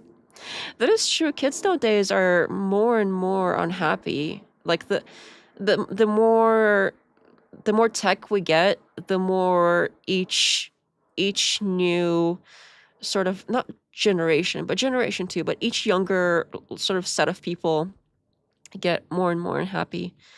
That does seem to be the case. I think it's the lack of connection. He belongs to a different age group. His happy times are going to be different than his. Yeah, that's also true. You know, I'm 38, right? I'm almost 20 years older than you. I'm of the firm belief that there's obviously a lot more to life than looking good, going to the club. That's my opinion. You don't have to share it. But do you think you'll mature and change and look back on this with a little bit of regret? Not at all. I mean, Looksmaxxing has done wonders for my life. And like, what wouldn't you say? Is it going to be a difficult life at times? I see you stream every day, cameras in your face. Is it a lot? I mean, yeah, that part's difficult. Yeah, it's very difficult to do the amount of content I do and stream the amount of hours. Yeah, you're absolutely right. But I didn't have to do that. That's just my, personal stuff that I do. So I'm a content creator. Is there any part of you wish you were doing something else with your life right now? Why does he always have to, every time he asks a question, he has to do this creepy ass icky smirk? I don't know why he has to keep doing that. And it's so annoying. He's like, blah blah blah blah blah blah blah blah blah blah blah blah blah. Like, what is he doing with his head and face and everything? Oh my god, Siri.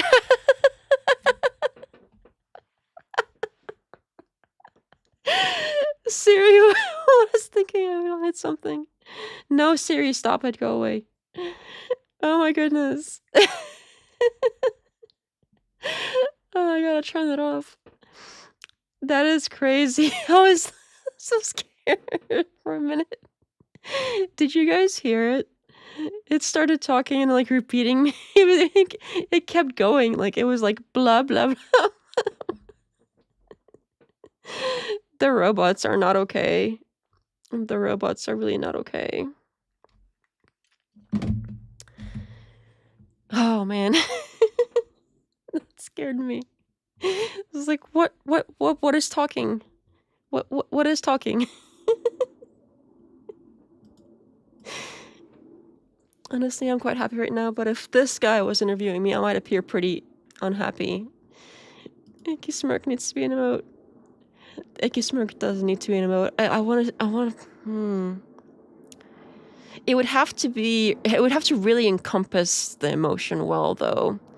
So, if anybody has ideas for what an icky smirk emote would look like, send it to me and I'll add it to the Discord.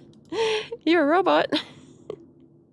I don't think I heard Siri to bed. Oh no, you didn't. It was right. The phone right next to me started going off, and it literally went blah blah blah blah. And it kept going and going and going too. I was so confused. I don't know what triggered it to start doing that, but I thought I had Siri. Oh, no, I said it again too. I can't keep saying it. I thought I had it off too. It's weird. I gotta make sure I turn it off next time. Because I thought I did have it off, but I think one of my phones might have had it still. I don't know. It gets confusing with so many of them around. Alright. Don't you have to say the magic words? Yeah, there must have been something I said that sounded enough like it for it to trigger. That is rather creepy. It's always listening. Serenity, I haven't seen you before. Welcome. Why didn't they get David Attenborough to interview him? The interviewer seems as uncomfortable as Clavicular. Oh, that name sounds familiar. I don't recall who that is right now. I have heard of the name, but I can't think of the person right now. I'm sorry. I'm gonna have to look it up while this plays. I mean, sometimes, like if I'm, streaming a lot during certain weeks, I'll feel like, oh, I don't want to stream today. But, if I take a day off, rarely, the next day I'll be a lot more excited about it. So I would say that when I actually think about it, I do like what I do. One more, and then we might just have to think about some other things. But I'm curious. Would you say you have a strong male or perhaps a female role model in your life? See, this is like the super icky psychologist thing coming through again. That is so cringe. That's like the standard. That is sort of the trope questions that some character goes to a psychologist in a movie or TV show, and they're like, "Tell me about your mother. What was your father like?" That's exactly what this is, and it is so cringe. Sir David Attenborough, British broadcaster, natural historian, basically the most famous natural documentary narrator. That's why he's not familiar. Voice of the BBC's Planet Earth, Blue Planet. Oh, okay. He's 98 and still working? Wait, what? That is crazy. Okay. I knew that sounded familiar. I apologize. I'm bad, very bad with people's names. I'm so sorry. But I think with him being like the nature documentary person, that puts kind of a funny spin on that on that remark right there on this particular one. I don't know if that was intentional. Have you heard of our Lord and Savior Force Doctrine, Icky Smirk? Oh, that is fitting. Somebody has to really try to make one. Maybe talk to AI and see what you think is best for Icky Smirk, and send it to me. I would say that Rich Piana would be one of the biggest content creators that I would watch growing up, and I really liked one of his sayings, "Whatever it takes." So that's usually what I'll reference, and that's sort of what went into a lot of my mentality. What about in your day-to-day personal life? Do you have a role model talking to you saying, "I think you should do this, I think you should do that"? I wouldn't really say so. I'd say I pretty much do whatever I want, because I have to enjoy what I'm doing for it to be good content, right? How do you feel about aging? It happens to all of us. Do you think you're going to look good forever? Yeah, well, you could slow down that process. There's a lot of things that you can do. Take hair loss medication, you wear sunscreen. So yeah, no, aging is inevitable, but it's just about slowing that process down as much as possible. You talk about doing this to better your opportunities in life and be successful. Is part of it still, or a lot of it still, to be attractive to women? I mean, that's just really a piece of it. It's very narrow-minded thinking. Do you have relationships with women? I do. Do you have a girlfriend? Partner? Yeah, I mean, I hang out with a lot of girls. That's what I'll say. Yeah, that doesn't sound like. Again, that's going back to like, what would be your first thing? The first thing you list is you're gonna get better relationships with women, or you're gonna relationships in general, and then. So I forgot exactly what he said, but it seemed like it was something that's like a strong, committed sort of thing that he was referring to. And then you get the looks part of it to be able to do that, and you don't even want that. It doesn't really make sense why that would be the first thing you list as a benefit if you don't even take advantage of that possibility for yourself. Can you expand on that? And what is your relationship with women? I could, but why? Curious. Are you doing this because you want to meet the right person or meet a person, or are you just out there? No, I just wanted my life to be better in every regard, right? So thinking just women is the key to life is definitely a false way of thinking, and will lead people to really nothing. So. It's interesting you put it that way. You know, a lot of the things you talk about and say are very similar to other things we hear in the whole manosphere, and things that people see as rather problematic. But on that note, 2 more questions. Of course, was born out of the Incel community and movement. And do you identify with that group? How do you feel about being linked to that group of people? Do I identify as an incel? I mean, how could you ask me that question as a follow-up after you asked me about my relationships to women? I mean, that's quite literally the worst sequence of questions I think I've ever heard. Well, let me rephrase it then. Looksmaxxing was obviously a term created by the Incel community. How do you feel about being linked to that group? I'm not linked to that group in any way. Looksmaxxing is self-improvement, right? So it's about potentially even ascending out of that category. And so that would be kind of one of the goals, is to disassociate from being an incel and overcome that. So that doesn't make sense. Well, to be fair, it does make sense if you are an incel and you don't want to be one anymore, and you have this thing that is like your way out of being an incel. I think that does make sense if you put that together. I'm not saying that's factual. I'm saying it does logically make sense if you are one, you don't want to be one, here's your way out.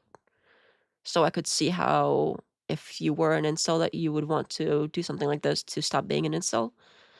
I don't see how that's like completely incompatible with each other, but the question is a little weird. Like, are you an incel right after asking him if he like basically bangs chicks, and he said yes. So like you can't really, by definition, he can't be one, right? No worries at all. Just like, why not put someone really wise there who isn't afraid to ask good questions rather than a W male in a midlife crisis. Damn. You know, that's kind of, that seems, I don't know this person, but by his overall ickiness and demeanor, I think that's probably a fair assessment of this dude. That would make him a celibate. Yeah. Well, wait, no, that's the other way. The other way. Because it's involuntarily celibate. Because celibate is not banging, right? Involuntarily. Because if he's voluntarily banging, then he's not celibate or in. He's like the opposite of both. If he involuntarily chooses not to get, but it seems like he does get women. He just doesn't get like a single special one. He has like an assortment of, I don't know exactly what he's got going on, but it seems like he wanted to convey that he has many of them, and neither of them are that important. At least that's how I read that. You also maintain, well, you've been seen with certain people who are from all parts of that world. I mean, just as an example, you've obviously shared company with Andrew Tate and other, dare I say, rather controversial figures. Why do you spend time with people like that? Are you trying to? I see you want to make this political. Not at all. Not at all. I'm just curious. No, that's what you want to do. Is No, you know you have not at all. Not at all. I'm not You want to at end all it doing and that. talk about. I'm just curious. No, not at all. I don't care about your politics. I know you're not political. You've said that repeatedly. I'm just, when you get seen with those people, obviously people make assumptions. I'm wondering what the thought process and motivation for you is behind. Interview. I guess you watched the Piers interview. I did, yeah. Too bad I didn't have time to look into anything about potentially who your wife cheated with, but don't try to go down that line of questioning with me, all right? Because I'm not doing any political. I'm not married, but I was simply only asking because obviously you've been filming with these people. So I could teach you about Looksmaxxing then. Maybe you could switch that up. But thanks for the time. Appreciate the interview. All right. Okay, so the title on this is Looksmaxxer Clavicular walks out of interview after he was asked about Andrew Tate. 60 minutes. It seemed like he sat through most of it. He didn't want to be there to begin with. He said as much, and he said, didn't he say like 2 more questions or something right at the end there? And then he got, if I heard that correctly, and then he got his questions, and then he was like, okay, bye. So what is this like? Oh, he walked out of interview. He was asked about Andrew Tate, and he like ran away because oh no, that's BS. I mean, why you gotta lie like that? Why you gotta lie? I don't like this. This is icky. The interviewer was icky. The whole thing is icky. The kid seemed uncomfortable the whole time. This was weird. This was weird. Honestly, I'm surprised they posted it because it looked so like bad for them. And with this title too, like, oh, we got him, guys, we got him. He walked out of interview after he said he didn't want to be there, and you get 2 more questions, and then he left. Like, oh my god, you guys, he walked out. What is this? This is the exact same. This is the kind of bullshit that the Whatever podcast does when they're like, rage quit. We gotta rage quit, y'all. And it's some chick being like, hey, look, man, I've been here like 7 hours. I'm really hungry and tired. I got an early day tomorrow. I'm gonna go, but thanks. It was great. I had a great time. Thank you so much. Maybe next time. I really have to long drive. And then they're like, oh my god, rage quit, y'all. She rage quit. This is the exact same energy, except it's like, oh, he walked out of interview after he was asked this question. Like, sure, technically that's factual. Like, he got up and left after this question was asked. Like, sure. But the way they're trying to make it seem was like, oh, he rage quit, y'all. But it was the what? Like, he's just like, thanks, bye. He's not like, he's got other stuff to do. And what is this? What is this extra smirking like? Oh, I got him. He rage quit. Oh no, like this is so cringe. Well, now we know. Now we know what happened. We have caught up a little bit with the culture that kids nowadays are doing. So yeah, honestly, it was interesting to do something different once in a while. And yeah, let me see here. Make sure catch up on chat. It looks like he can get the woman he wants. He just doesn't. I don't know why. It seems like he does get them, just not like as a serious relationship. But he's still young. Maybe he'll either, swing for the other team, or he might settle down eventually with a woman after he gets tired of it. We don't know. Or the Peter Thiel, you never know. I'm just kidding. He did essentially announce an exit and gave him a few more questions. Yeah, I don't understand how this is false framing. Honestly, I'm not surprised, because this is 60 Minutes, and they're kind of known for doing that. So it's all icky. It is all icky. All right, this interview makes me want to take a shower. I agree, and I just took one recently.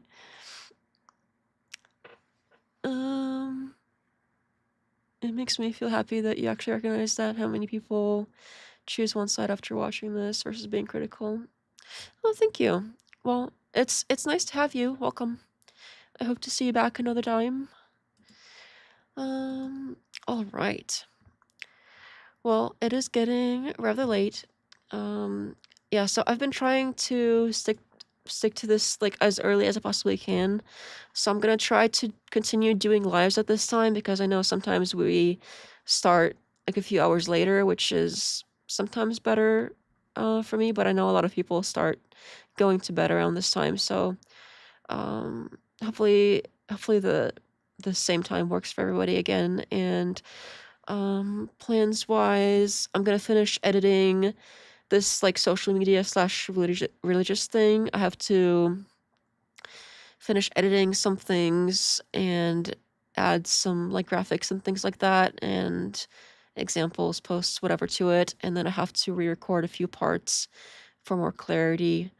But I think it's very close. So it's definitely going to be out this week. And then I'll be switching gears.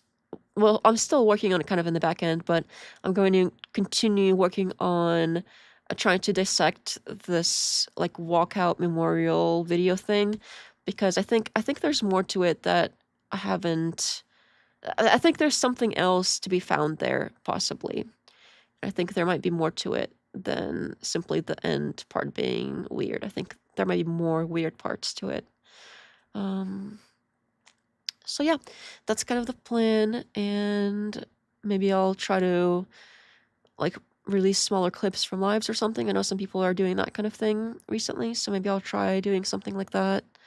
At least maybe like an update or something. I know not everybody likes to watch lives, so I'm gonna try to do that too, maybe. Just while I work on the longer sort of deeper dive in the audio thing, because that one's gonna take a while to put together with how far I'm taking it. I'm really it's very, the dive is quite deep. Let's just put it that way. So that might take a little extra time. So we'll see if we want to do something else in between, but we'll definitely keep doing the live streams. We'll kind of stop and watch something together, probably something like that, something that doesn't require advanced prep, so I can keep my focus on the research. So, all right, well, I had a good time. Thank you, everybody. I appreciate it. Thanks for hanging out. Let's go another 6 hours. No. No. But thank you for hanging out. Thanks, everybody. It's nice having everybody in the chat. And welcome to the new people and everybody else. It was nice to see you. And I shall see you next time. Goodbye.